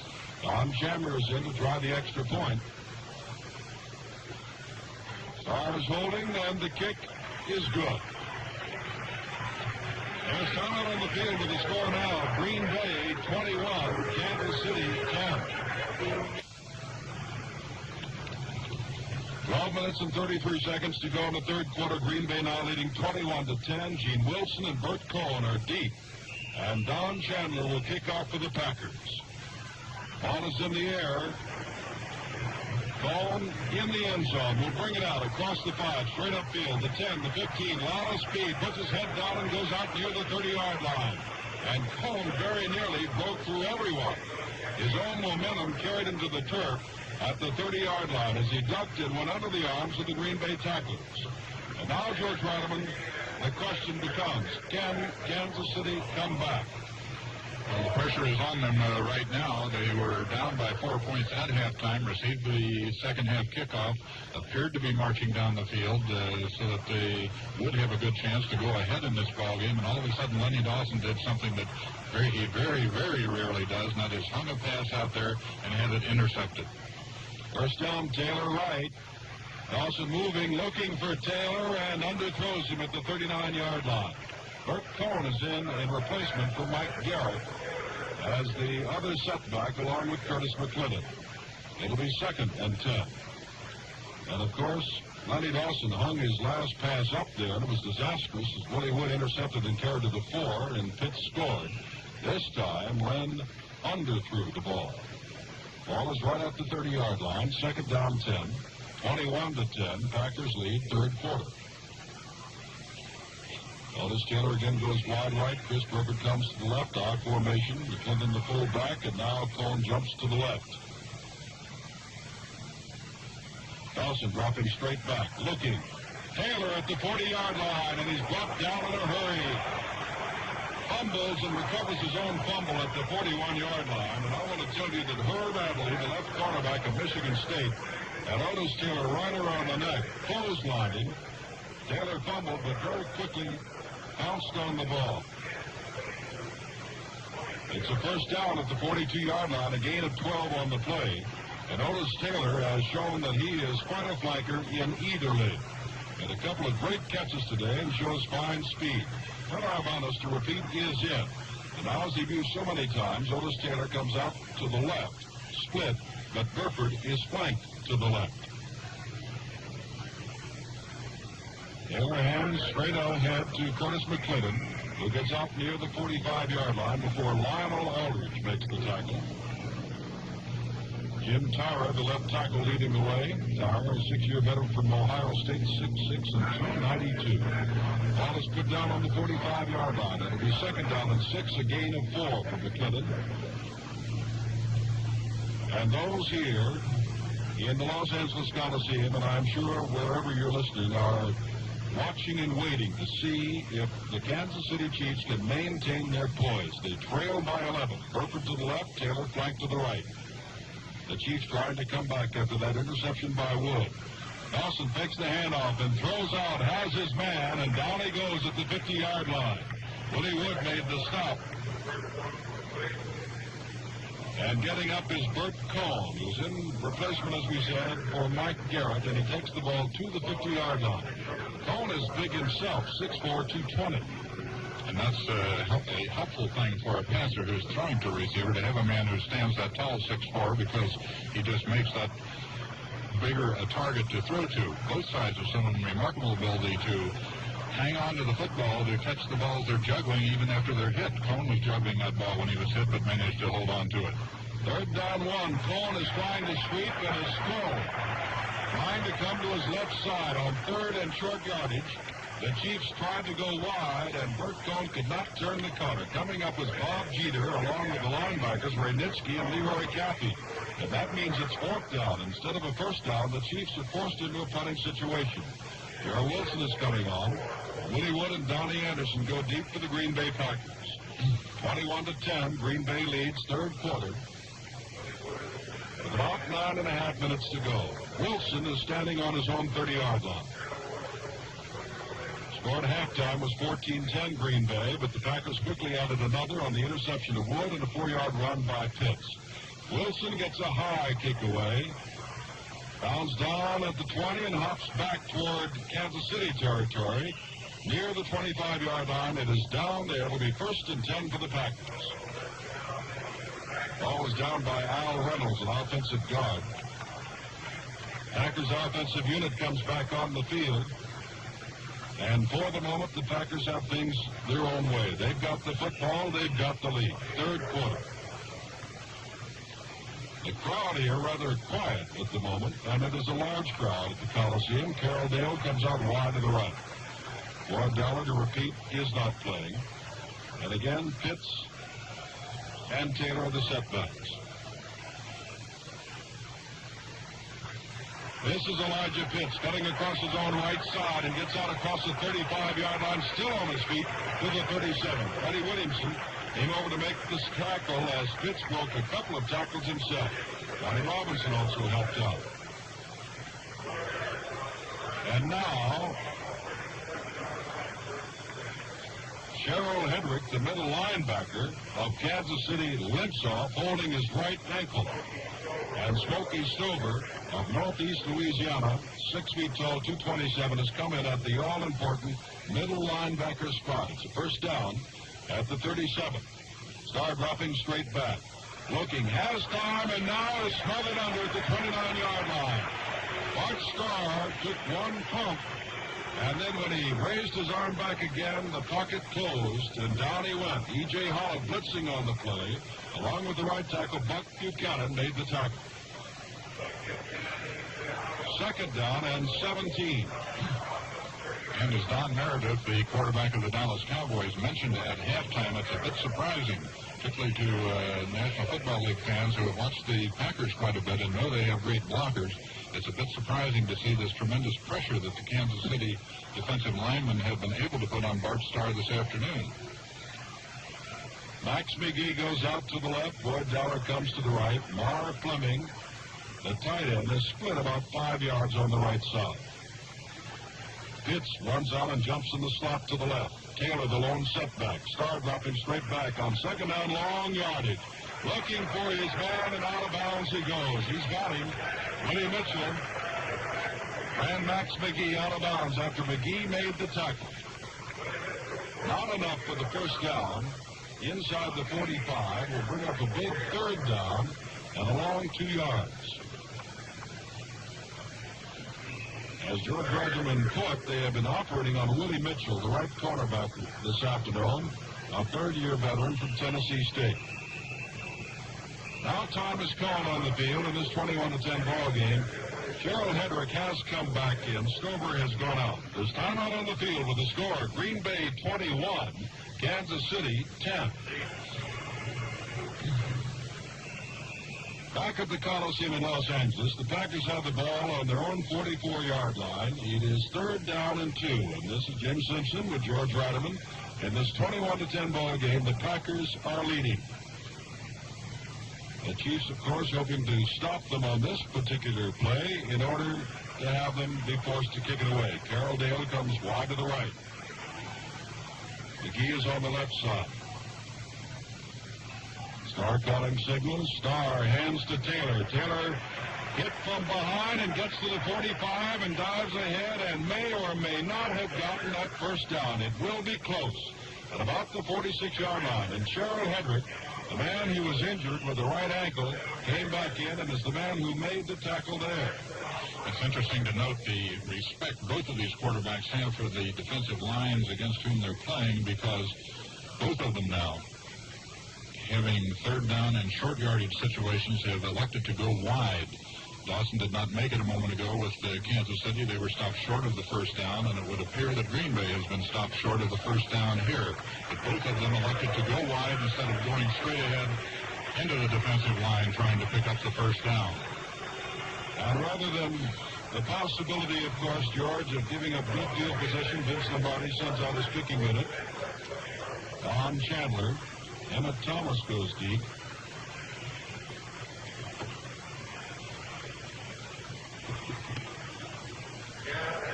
Mike Garrett, who has seen little action as a running back here in the second half, is back in and is deep.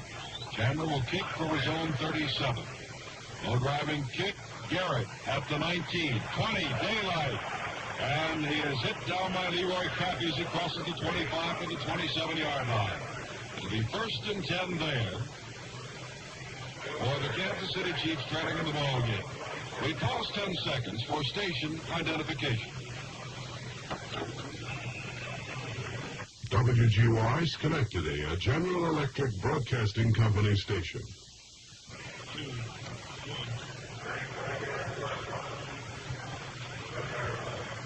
7 minutes and 5 seconds to go in the 3rd quarter. Packers leading 21-10. Lenny Dawson rolling out to his left, looking downfield, throwing downfield, and overthrows his man, Chris Burford, at the 42-yard line. Dawson actually had time, and Burford was a couple of steps in front of the defender, Bob Jeter, but the ball was overthrown. Jim, it's interesting to note sometimes how teams will change their tactics in the second half of a football game. On the first half today, Green Bay did not blitz at all. That is, they did not send their linebackers in, shoot the gap, as they say, in against the passer, Lenny Dawson, when he was passing. But already here in the second half, 3 times now, they have blitzed their linebackers, have sent them in. So a definite change in tactics by the Green Bay Packers defensively here in the second half.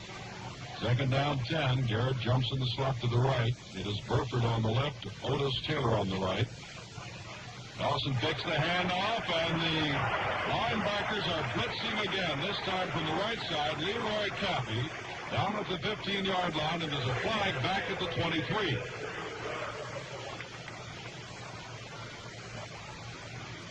They're calling back apparently the Green Bay defensive captain, and so it could be against the Chiefs.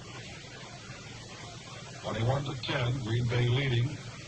Official, Norm Schachter, comes over and says holding is charged against Kansas City. It has been refused as the ball is taken back inside the 15 and placed down on the 14-yard line.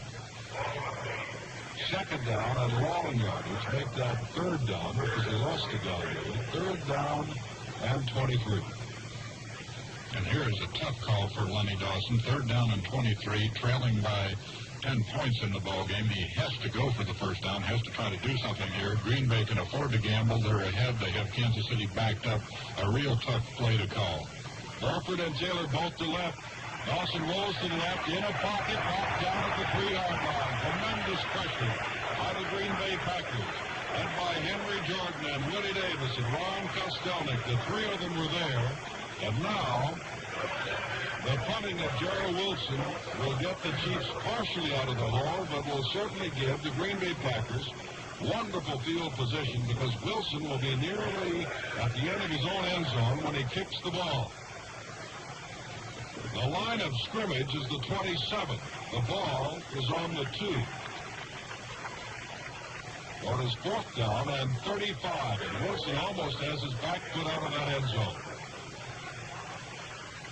Woody Wood and Donnie Anderson are deep. Kick. It is taken by Donnie Anderson. Anderson, flags go down as he's hit. More flags go down as he's hit at the 41-yard line.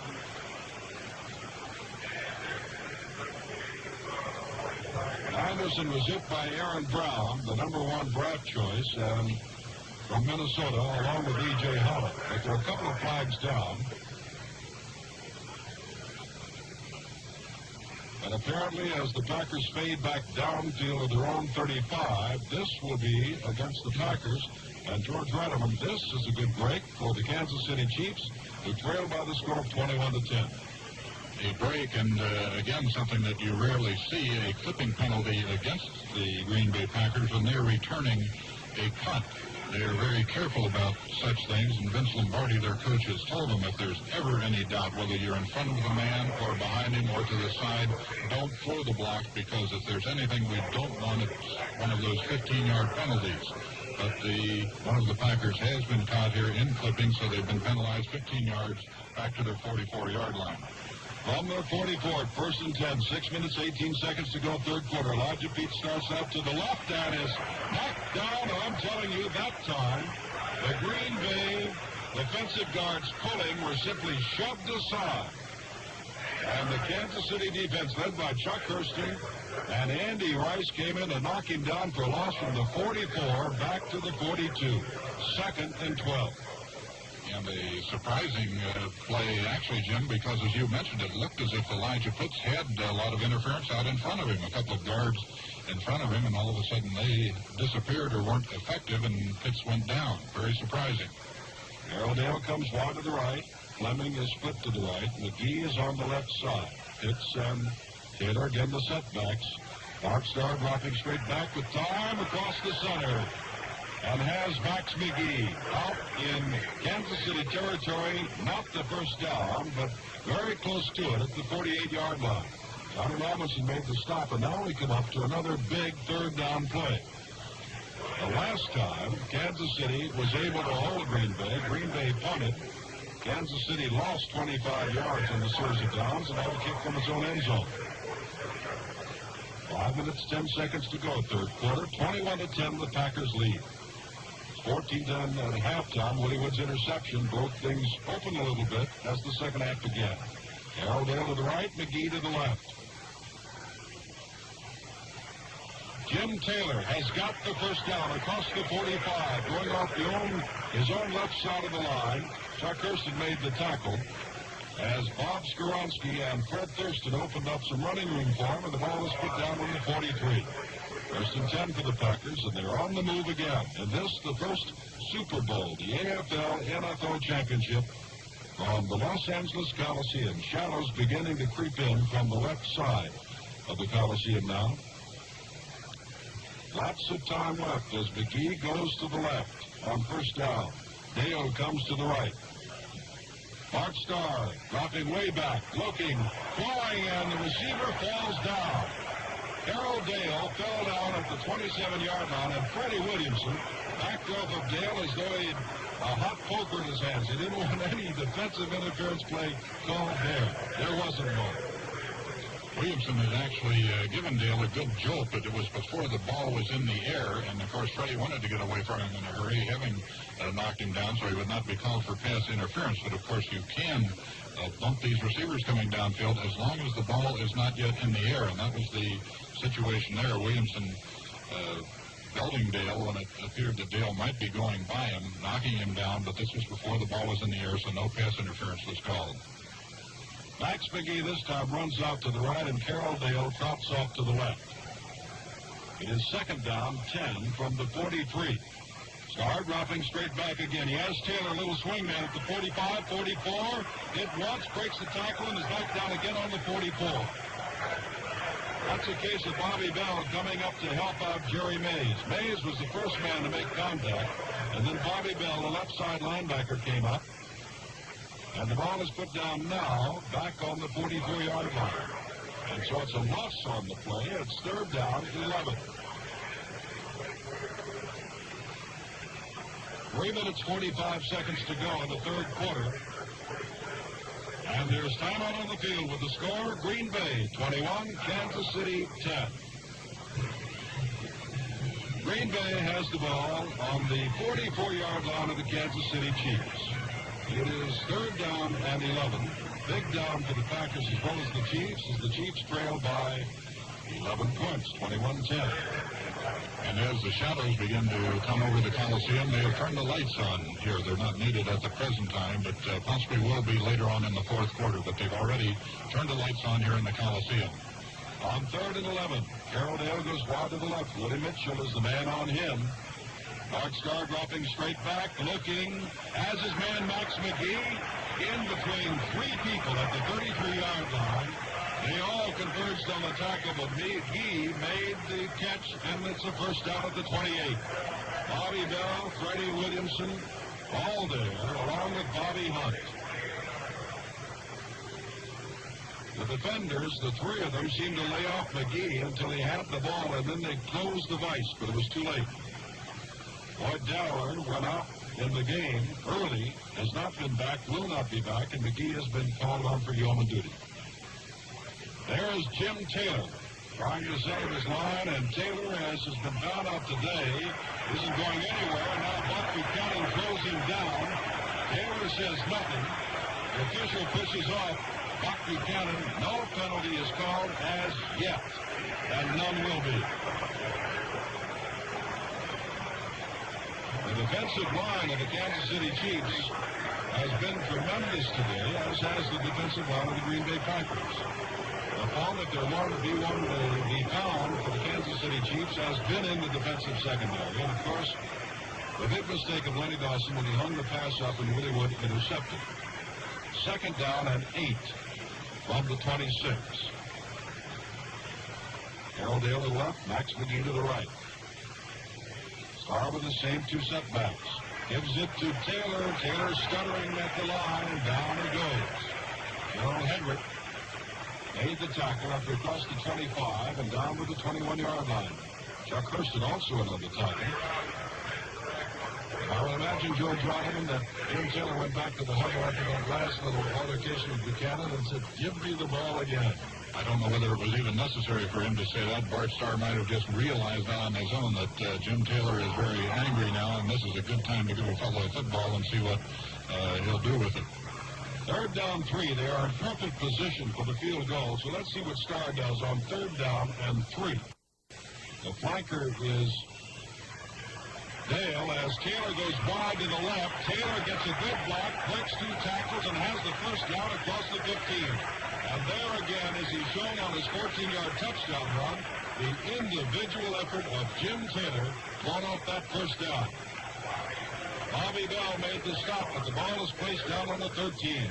The Packers leading by 11, now threatening to break it wide open here in the third quarter. With a little bit less than 2 minutes to go.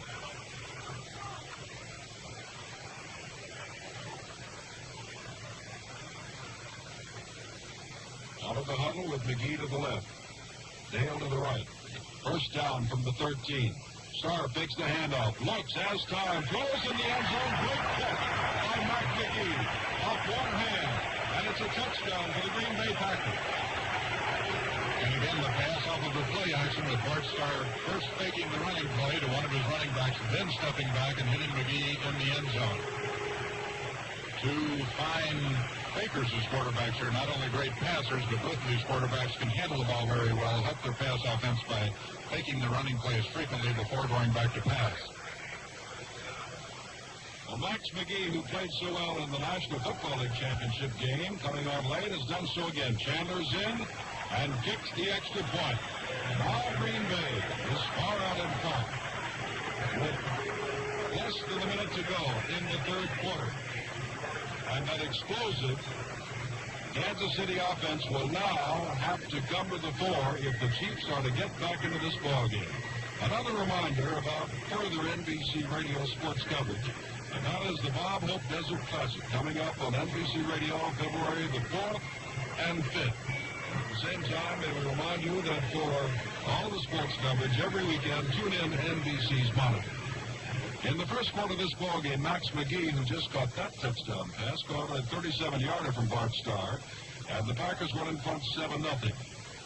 The Chiefs tied it on a 7-yard pass from Dawson to McClendon in the second quarter, and then Jim Taylor broke 14 yards for a score to make it 14-7, Green Bay. At the end of the half, just 58 seconds to go, Mike Mercer kicked a 31-yard field goal, and it ended 14-10. But then Willie Wood's interception returned to the fore in the third quarter as the second half began. Pitts scoring on the first play from 4 yards out made it 21-10. And you just heard this march by the Packers, capped by a 13-yard pass to Max McGee to make it 28-10. Now, Don Chandler will kick off again. Dean Wilson and Bert Cohen are deep. Cohen watches it hit at the 12, takes it at the 2. Comes back up the left side to the 10, the 15, and down he goes. As he gets across the 15, and out to about the 17.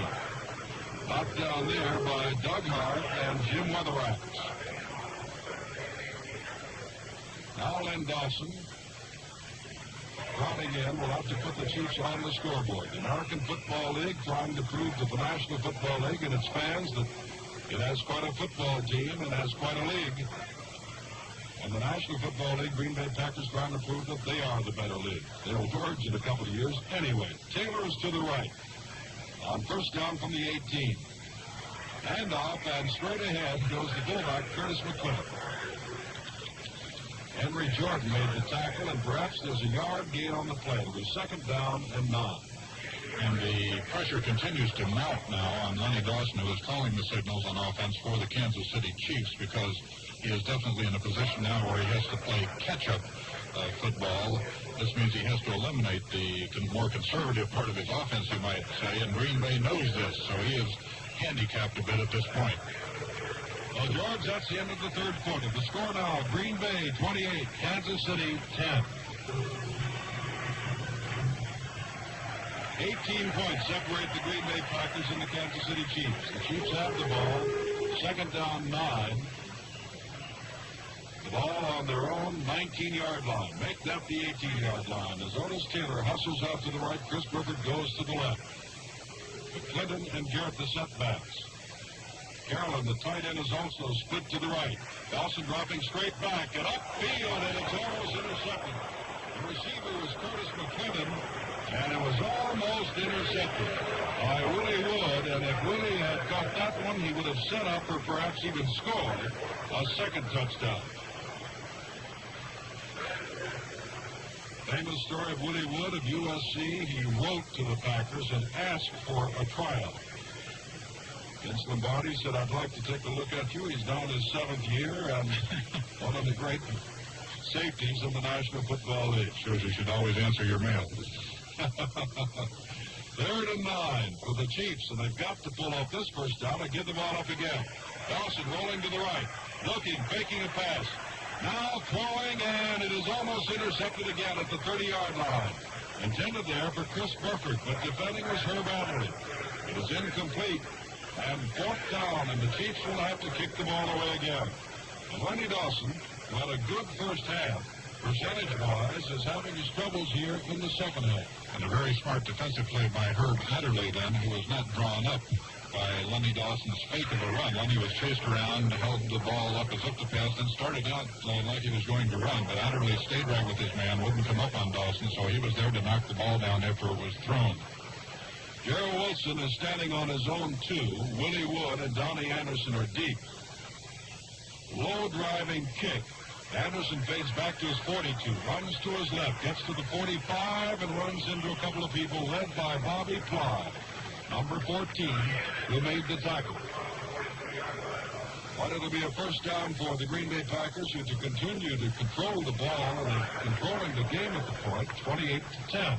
Go in the 4th quarter. Ball is placed down right on the 46-yard line of Green Bay. And the lack of height on Gerald Wilson's punts is a bit surprising. Almost all pro or college teams will try to get their kicker to kick the ball high into the air so that the men going down under the punt have time to get down and defend. But Gerald Wilson has really been booming out some line drives. Packers now hoping to exert pressure. Send Carroll Dale to the right. Starr hands off to Jim Taylor. Makes a fine move at the line of scrimmage, and as a result, picks up about 4 yards out to midfield before Buck Buchanan wrestles him down. Taylor started to come to the outside, saw that blocked, and moving off his left foot, cut back inside and picked up 4 yards to the 50. It'll be second down and 6. 21-10 the score. Green Bay leading, 14 minutes to go in the ball game. 14-10 was the halftime score. Carroll trotting out again to the right. Max McGee, who has scored on 2 touchdown passes of 13 and 37 yards, is to the left. Paul Hornung has not played. Starr faking the handoff, going deep to Max McGee, who's trying to beat Mitchell, and Mitchell makes the interception inside the 15-yard line. The Kansas City Chiefs take over. They've been operating on Willie Mitchell all afternoon. This time McGee had a step on Mitchell, but the ball was underthrown, and Willie made the interception. Fine play by Mitchell. The ball is on the 11-yard line of Kansas City. Now with nearly 15 minutes of football left, the Kansas City Chiefs trot back on the field. 28-10, the Packers lead. And this, the first Super Bowl. Out to the right comes Otis Taylor. Burford goes to the left. And this National Football League town, Los Angeles, is yelling for the Chiefs to go. Dawson back to pass. Lots of time. Luke Swan has Taylor off field. I want to tell you what a catch. That's Curtis McClinton, not Otis Taylor, but it's still a great catch. He was on his tiptoes and lunged forward at the 35 and fell to the 38. And, George, it's plays like that that can excite and inspire a team. Just a great individual effort, but you can also see on that particular play the great pass defensive work done by the Green Bay defensive unit as a whole, because Lenny Dawson must have looked at 3 other receivers before he finally threw to McClinton, and none of them were open. Taylor on a quick pitch to Taylor, trying to step around his man and cannot get away, and finally falls forward out across the 40 to the 43-yard line. A pickup of about 5 on the play. Dawson simply straightened up and threw to Taylor. National Football League fans have seen that work many times to Bobby Mitchell. They're simply trying to get the ball out there one-on-one and hope that Mitchell will step around the defender. Here they were hoping that Taylor could step around Herb Adderley. Adderley got him on an ankle, and down he went.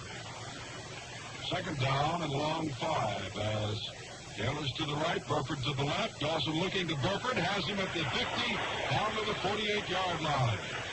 Chris Burford. That's enough for the first down, and the Chiefs trailing 28-10 comeback. Bob Jeter made the stop at the 46. Dawson now going to his short passes. Of course, Green Bay with this big lead, they tend to lay back a bit, figuring we'll give them the short one. We just don't want to be hurt with the long bomb, as they say. Dawson, realizing this, is trying to pick Green Bay apart at this point by just concentrating on hitting those short ones in front of the Green Bay defenders who are laying back a bit farther. Taylor to the right. Dawson rolling to the right, looking for Taylor. He's trying to beat his man. He's in back of Adderley, but can't quite reach it in the end zone. Illegal procedure or motion is charged against Kansas City. Flag is down, and I believe it was Otis Taylor who started offsides and then came back on. And so that will cost them 5 yards if the Packers choose to take it. Otis Taylor, we notice, is instead of going back to the huddle, just walking over, running over now toward the Kansas City bench. Frequently when a pass receiver has gone down the field that far, he had to run about 60 yards on that play. He will just automatically take himself out of the ball game for a play, allowing a fresh man to come back in. Frank Pitts has gone in after the long run by Otis Taylor and will replace him as flanker. Pitts, a second-year man from Southern College, comes from Atlanta, Georgia, 6'2", 190, a lot of speed. The illegal procedure charge against Kansas City has been accepted, and it moves the ball back to the 49 of Kansas City, where it is first down and 15. 11 minutes, 26 seconds to go, 28-10 the score. Pitts comes wide right. Dawson dropping straight back, under pressure, and down with him is Willie Davis, rolling him down on the other side of the 40-yard line at the 38. Line of scrimmage, remember, was the 49 of Kansas City. A loss of 11. They'll tack that onto the 15 that they need, and it'll be second down and 26.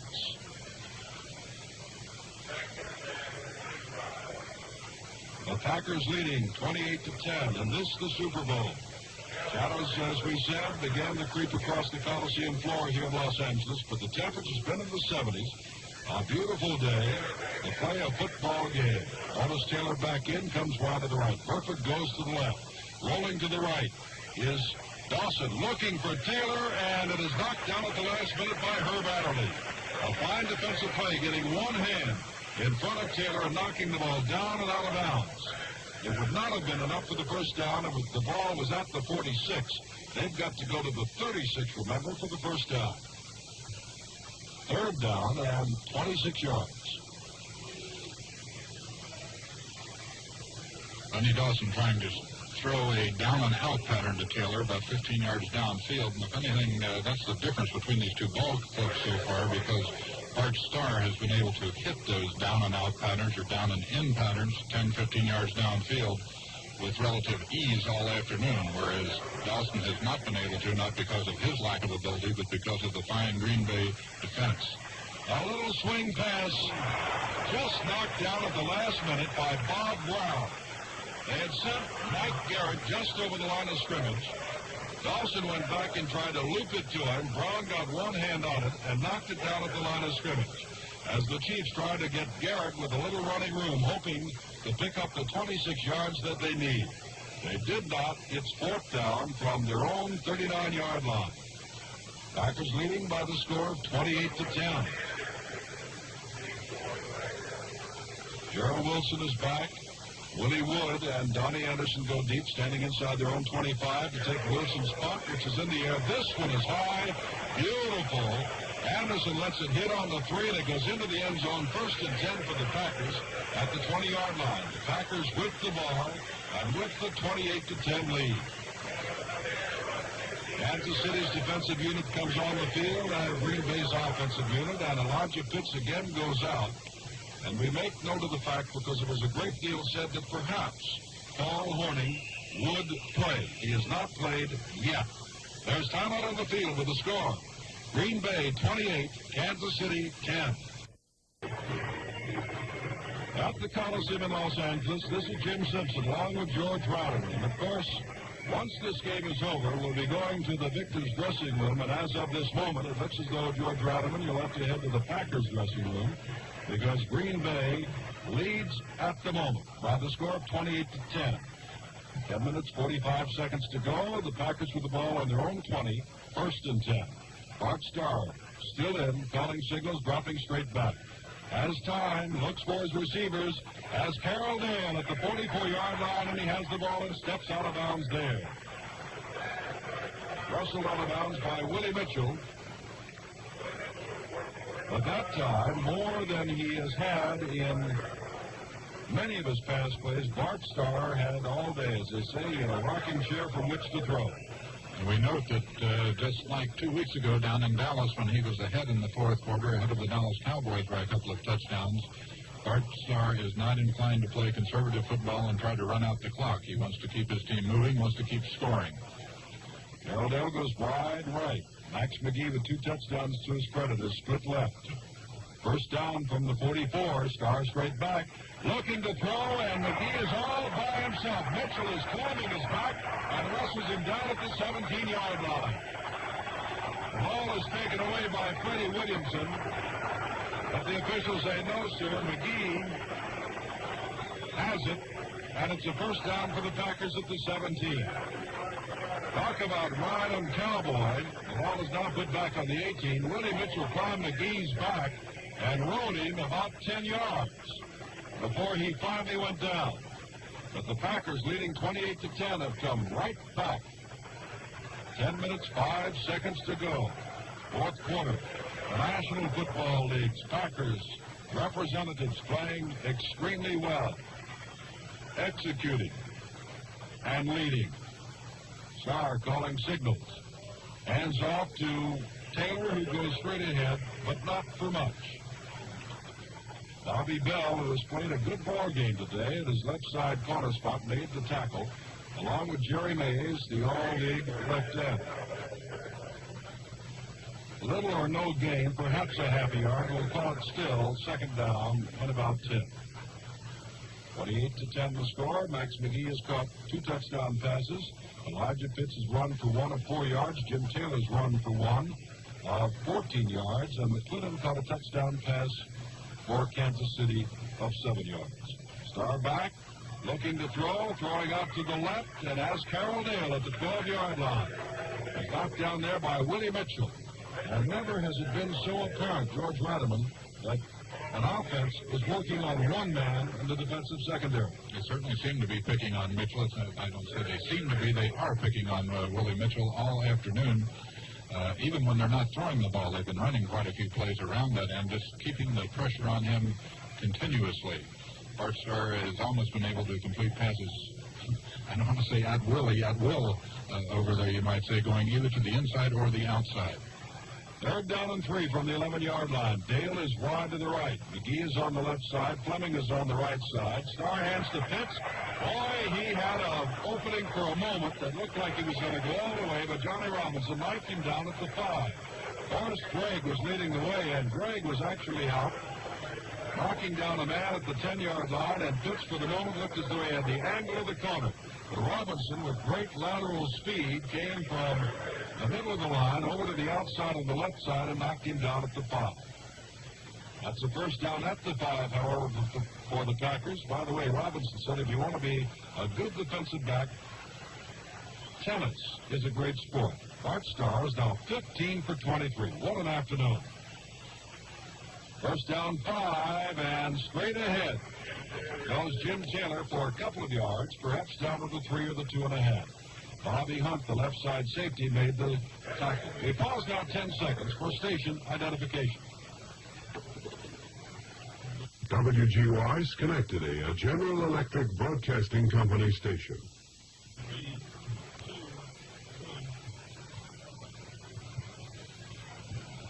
Ball is on the 2-yard line, second down. Pitts and Taylor, the setbacks. Starr calling signals. Starr still calling signals. Jim Taylor sweeping wide at the 5, at the 3, and with his effort gets down close to the goal line, but they'll mark it on about the 6-inch line. Johnny Robinson, who the last time made a tackle of Pitts on the left side, this time makes the tackle of Taylor on the right side. 3rd down and a few inches. 28-10. Packers lead. 4th quarter.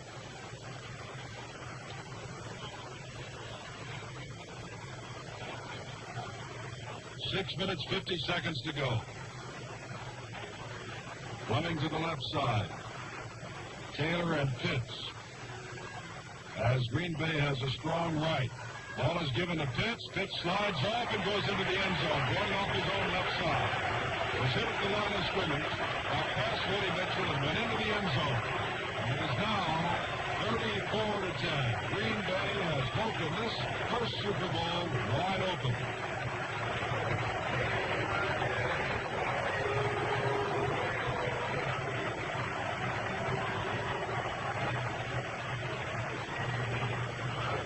Don Chandler has come in.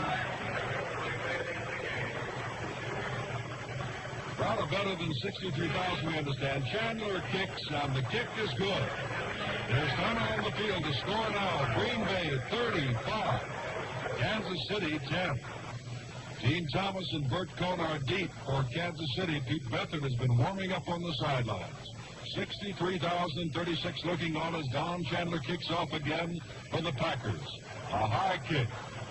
Cohn and Wilson both waited as Cohn at the 1, coming straight upfield, across the 10, going to his right, across the 15, out to the 20-yard line, and that's about all. Jim Grabowski jumps in to make the tackle, along with Tommy Crutcher, a linebacker, and Red Mack, a flanker, who makes his second tackle on the kickoff today. Kansas City trotting out with Pete Beathard of USC, an All-American here, now with Kansas City, making an appearance. It's his third year with Kansas City, and of course, now they realize it, and the fan sets up a hump. Beathard is a real scrambling quarterback, and with a flick of the wrist can throw it a mile. He sends Burford to the left, Taylor to the right. Long count by Beathard. He drops straight back. Looks, throws, has Burford across the 40 to the 42-yard line. Bob Jeter made the tackle there, but that's enough for the first down for the Kansas City Chiefs. 35-10, the Packers lead. Score at halftime was 14-10, with the Kansas City Chiefs having the better of it in all statistical departments except the scoreboard. And again, should Beathard care to continue throwing that type of pattern, it should be open, because undoubtedly now Green Bay will lay off farther and farther on pass defense, giving up the short pass, making sure they don't get hit with the long one, though. Beathard dropping straight back again, looking now decides to run across the 40, across the 45, gets a great block at the 45, down the sidelines and out of bounds with another first down at the 44-yard line. Willie Wood ran him out of bounds along with Bob Jeter, but Ray Nitschke had the boom lowered on him as he went to reach for the scrambling Pete Beathard. Ball is put down on the 44, 1st and 10, and Beathard very quickly has taken them to 2 first downs.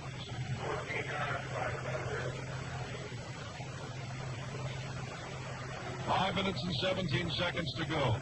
In a moment, George Rotterman will be heading for a dressing room. But before you go, George, after Beathard drops straight back, we want to ask you something. Beathard back, throws and overthrows Mike Garrett at the 40-yard line. George, very quickly, your observations on Kansas City and Green Bay.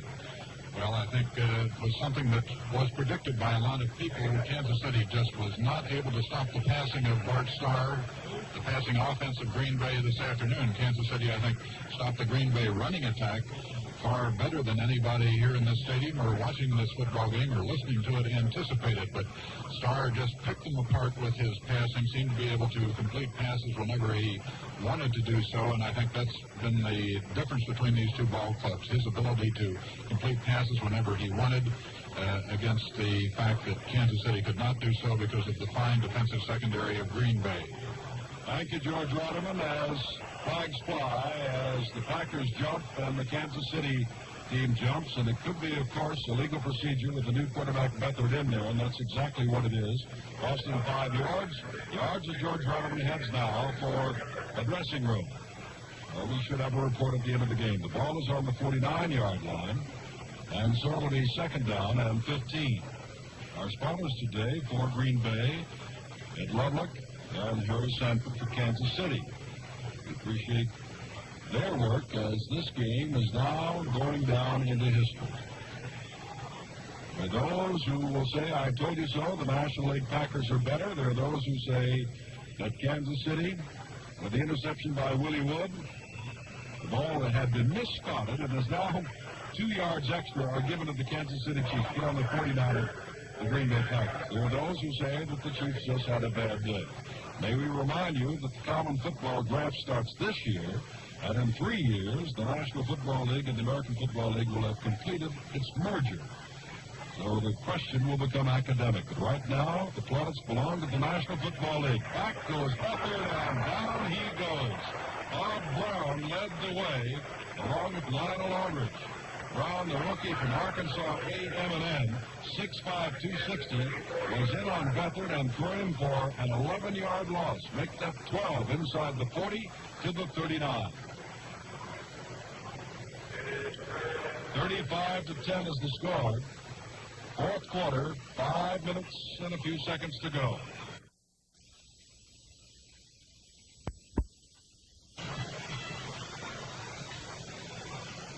Pete Beathard, hand on hip, leaning into the huddle as he so often does.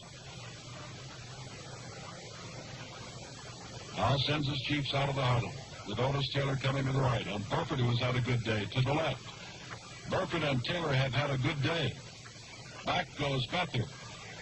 On 3rd down, Long pass downfield, intended downfield for Chris Burford, tapped away at the final moments at the 32-yard line, and that would have been enough for the first down.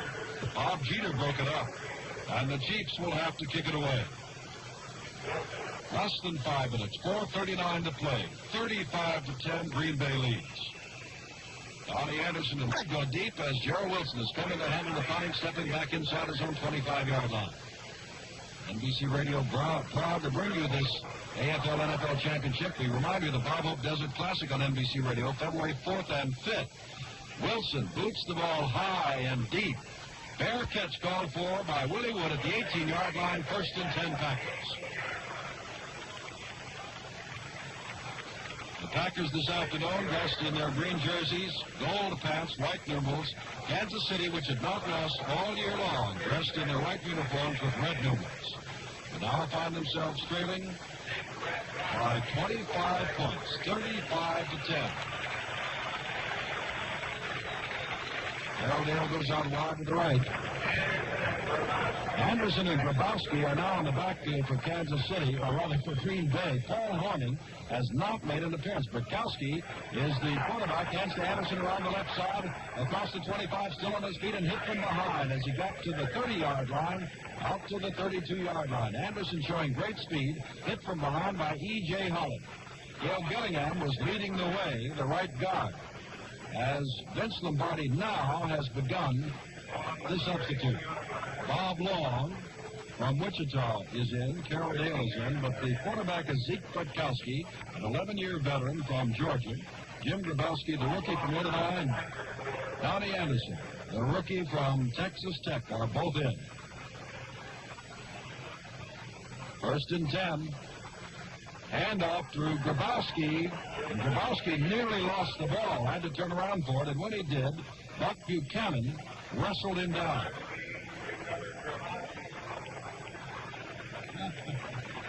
The public address announcer said Grabowski has recovered Grabowski's fumble. The ball is down at the 32-yard line of Green Bay. They lead 35-10. Clock running, less than 4 minutes to go now. Bob Long goes out wide to the right. Zeke Burkowski calling signals. The late afternoon sun in Los Angeles. Donnie Anderson going to the right side, gets away from Hedrick, but Hedrick reaches over and with one hand grabs him as Freddie Williamson has been leveled and is out lying on the turf at the 33-yard line because it is over Freddie Williamson. But Donnie Anderson tripped and he may have been hit.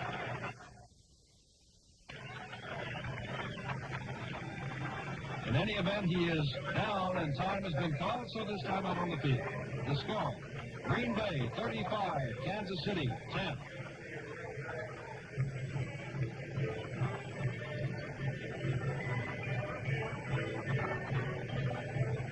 Jim Simpson, along with George Ratterman and Freddie Williamson, is still out at the 33-yard line, and they're working over him there.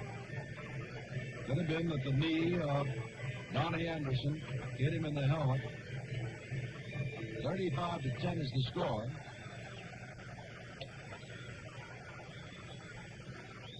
Two minutes and 46 seconds to go. Pass it was 7-7. The Packers came right back. Jim Taylor going over his own left side and then cutting to the outside and running 14 yards for a score to make it 14-7. But again, the Kansas City Chiefs came back, and on a 31-yard field goal with less than a minute to go in the first half by Mike Mercer, closed the gap to 14-10. And that's the way they went to the dressing room. And to repeat, Kansas City had slightly the better in the statistics, even though Green Bay was leading by 4 points. But in the third quarter, in the early moments, Lenny Dawson went back, was trapped, and hung the ball up, throwing it out to his left. Willie Wood cut in front of the receiver, picked it off, and ran all the way to the floor where Mike Garrett nailed him. On the first play, Elijah Pitts went off the left side for 4 yards in the score to make it 21-10. Well, then the Packers were really rolling, and on a 13-yard pass play, again McGee scored to make it 28-10 in the third quarter. And here in the fourth quarter, Elijah Pitts scoring over from about, well, half a foot out, made it 35-10, and of course, it has been Don Chandler who's converted after each of the touchdowns. Now a moment of concern as Hank Stram has come out and gone back. Freddie Williamson is still out. on the 33-yard line after that play that saw Donnie Anderson sweep to the right. Hedrick get an arm on him, and I believe they're going to bring out the stretcher for Freddie Williamson, the 7-year veteran from Northwestern, 6'3", 209, 28 years old. They have the stretcher out now, and he will be taken from the field. 35-10, and now, down in front of us, and he's being asked to leave, a young boy had run across the field, run up to Paul Hornung, and asked for an autograph, and someone politely asked him to leave. Fred Williamson is being carried off the field by a stretcher. If we can, we'll have a report for you before we leave the air on how he is. We'll certainly try to get it. We do know that Boyd Dowler injured his shoulder and is out for the game. That happened in the first period. Bob Long goes out wide to the right. Carroll Dale comes to the left. It is 3rd down and 8. Emmett Thomas has replaced Williamson. Bartkowski back and throwing deep for Carroll Dale. And does not overthrow him, but rather throws more toward the middle of the field, and Dale was out to the left. Willie Mitchell was back along with Johnny Robinson defending. And so now it'll be 4th down and 8. Well, the city of Los Angeles and those concerned with the Super Bowl game, the AFL-NFL Championship, have put on quite a display. There have been bands from all over the country, a solo performance at halftime by Al Hirt, and we have been privileged to have in our broadcast booth before the game Bob Hope, and at halftime Lance Allworth of the San Diego Chargers, Don Meredith of the Dallas Cowboys. Quite an afternoon and quite a day for the Green Bay Packers. Anderson handled the punting this time. He's a left-footed kicker. It goes by Emmett Thomas at the 25 and will roll dead at about the 22-yard line, where the Kansas City Chiefs will take over 1st and 10.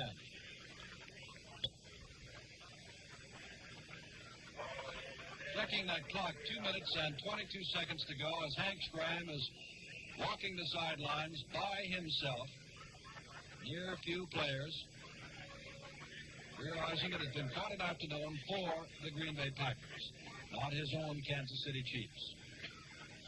But then again, this is the first Super Bowl. There will be a chance for two teams, whether they be the Packers or Chiefs remains to be seen, but again, 1 year from now. Pete Beathard in. Has only one setback, rolls to his right, going for broke, throwing deep to Otis Taylor. Taylor cannot catch up to the ball. He and Herb Adderley collided at the 33. Adderley fell down. Taylor kept his feet. Tom Brown tried to cover him, but had the ball been thrown a little bit shorter, Otis Taylor might have caught it. Beathard threw it well, but the collision between Adderley and Otis Taylor meant that Otis was slowed up quite a bit, and he could not reach the ball. 2nd down and 10.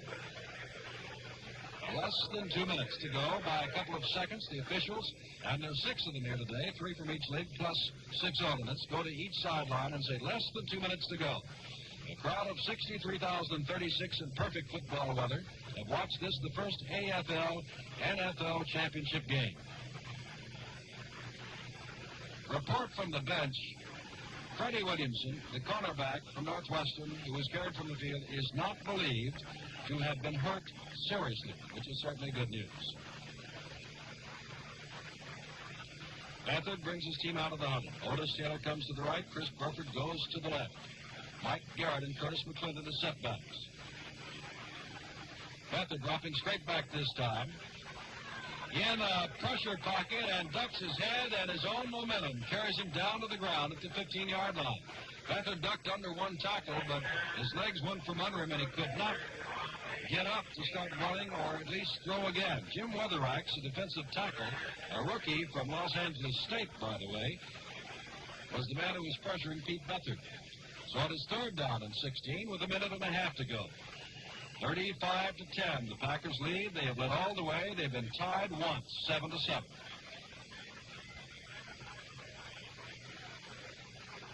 Beathard taking a long time in the huddle. The Coliseum here gaily decorated with an NFL, AFL golden crown at midfield. Each of the end zones done in gold with the Chiefs letters at one end in red and the Packers in the other in green. Pete Beathard drops back. Throws long and way overthrows and almost overthrows the entire Kansas City bench, but Chris Burford was the intended receiver. 4th down and 16, a minute and 24 seconds to go. In a few moments, once this game is over, we will be going down to the dressing room, and you will hear the words of the Green Bay Packers. As Pat Summerall and George Rattleman will be there to talk with him, and I'm sure it'll be quite a victory ceremony, and I'm sure that each team, including the Packers for the Chiefs, has added respect for one another. Gerald Wilson standing at the goal line. Kicks the ball away. A driving kick, sending Donnie Anderson and Woody Wood back. It is Wood who takes it at the 31. Coming to the left side, pursued one block, takes down two men. But Bobby Ply, number 14, who is very quick to get down under any kick, makes the tackle at the 27-yard line. A minute and 12 seconds to go. Flag down on the play. And apparently this will be stepped off against the Green Bay Packers. 1:12 to go. As the officials now step it off. Clipping.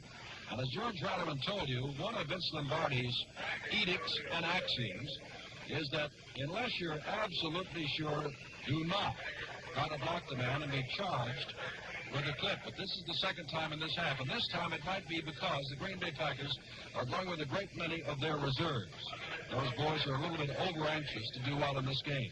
Rutkowski is in. Call signals from the 13-yard line. Handoff to his fullback, Jim Grabowski, the bonus rookie from Illinois, but Buck Buchanan wrestles him down at the 15-yard line after a gain of 2. It'll be second down and 8. 1 minute to go in the first AFL-NFL championship, the Super Bowl. Packers 35 and the Kansas City Chiefs 10. Before George Rattleman left for the dressing rooms, it was his observation that the Kansas City Chiefs simply could not stop the passing of Bart Starr, who had quite a day, throwing long, throwing short. Jim Taylor had a great day running, too. Donnie Anderson hit behind the line of scrimmage, gets away from one man, goes around that side, across the 20, out to the 25, before Jerry Mays, the defensive left end, knocked him out of bounds at the 26. Forrest Gregg was leading the way, and of course that stops the clock. With 29 seconds to go.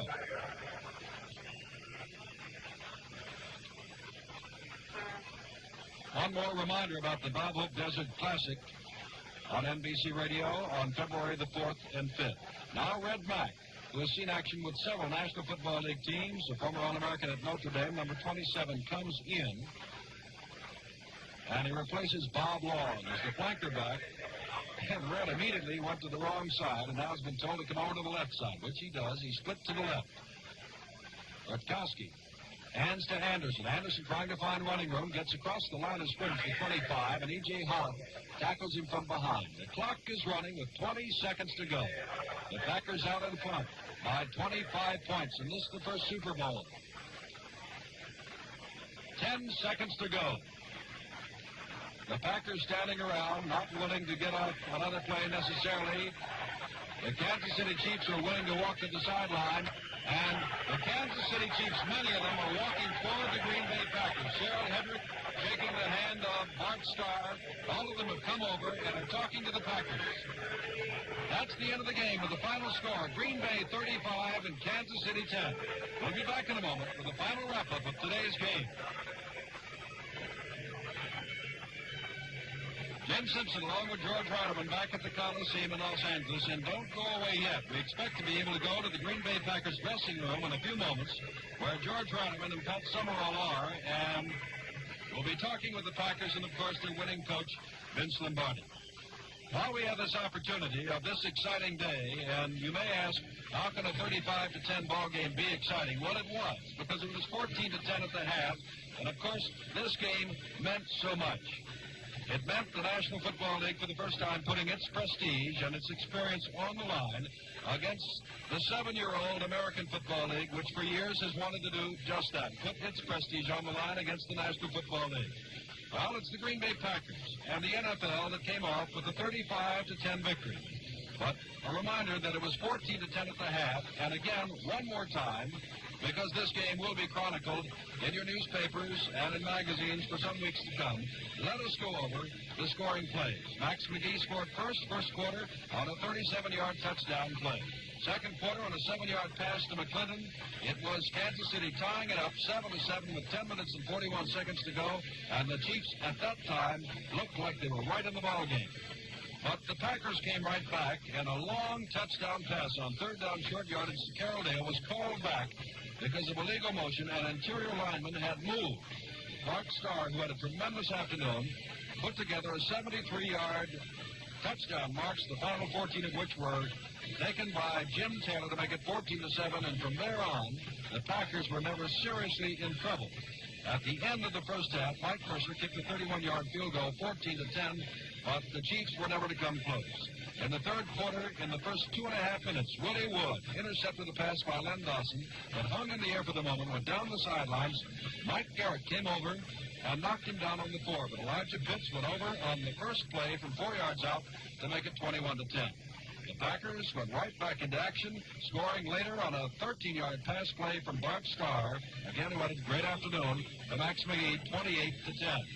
And later in the fourth quarter, Elijah Pitts scored his second touchdown of the day from about 1 foot out. And so Max McGee has scored 2 touchdowns, and Elijah Pitts has scored 2 touchdowns. Jim Taylor 1. And for Kansas City, McClendon got the only touchdown, and Mike Mercer kicked the field goal. Paul Hornung did not play today. When Vince Lombardi went to make substitutions late in the game, he went to Jim Grabowski and Donnie Anderson. He did not go to Paul Hornung. In a few moments, we'll be going down to the dressing room. And, of course, for the Green Bay Packers, well, Vince Lombardi said, this is not that big a game. There are many other games that have meant just as much to me, but I am sure, and those who saw the Packers today at their hotel and their coach, Vince Lombardi, know that this game indeed did mean a lot to them, and they've come off with the victory by the score of 35-10. As for the Kansas City Chiefs, well, it'll be a long spring, but summer will be back, and they'll be in training once again for the American Football League Championship. And by the way, in 1967, this year for the first time, there will be further comparisons, although not on the championship level, of American Football League football and the National Football League, because many teams will play exhibitions against one another. So what has happened here today, on January 15th, 1967, is simply the kickoff, the inaugural of these teams of the American Football League and the National Football League getting together. And as we said, by 1970, it will be one league. The merger will have been accomplished. In the meantime, of course, there's the common draft of football players that will take place between now and then. There will be no more of this bidding between the two leagues. And so, the Green Bay Packers go back to Green Bay or wherever it is that their ball players may live, secure and happy and confident in the fact that they have proven once again that they are quite a football team. Since Vince Lombardi went there in 1959, starting in 1960, the Packers have either been in the championship of the National Football League or the playoff bowl every year. This year, they won their 4th National Football League championship since 1960, their 4th under Vince Lombardi. It is quite a football team.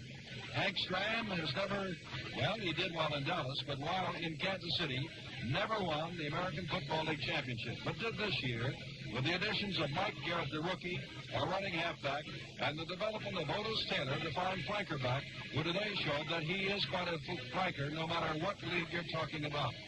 Strand came up with some speed, and the Kansas City Chiefs came up with the championship by knocking off Buffalo. They got this chance to come against Green Bay, and they held in there for the first half only, because after the first half, the interception by Willie Wood just seemed to turn the tide, and the Green Bay Packers, veterans of such championship play as this, took it and ran. Pitts scoring immediately, and from there on, throughout the second half, there was no question. The play, the offense, the impetus, all belonged to the Green Bay Packers.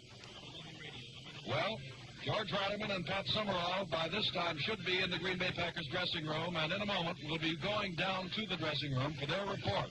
Now, of course, whether or not they will be allowed in the dressing room right away, we don't know. So we'll just hang on right here as the band continues to play.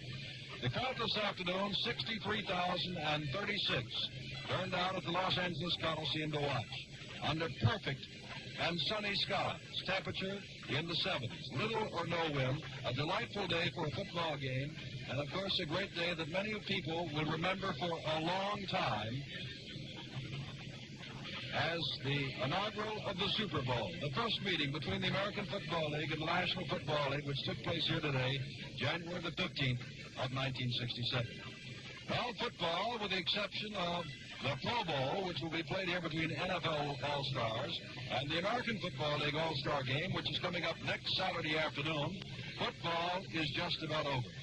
We turn our attention now to other things coming up on NBC Radio, and we remind you of Monitor on NBC, which is on every weekend. But we also remind you of a specific NBC radio pickup, which will be the Bob Hope Desert Classic, coming up on February 4th and 5th. This giant Coliseum is about emptied out now of its 63,000 plus fans, but one of the many bands that was here for the Super Bowl continues to play at midfield.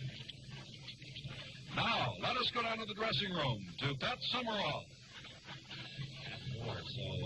So we should have perhaps as many as 12 or 15 interleague games next summer. What are the differences now remain for you to work out? For example, we had one or two rule differences this afternoon's game.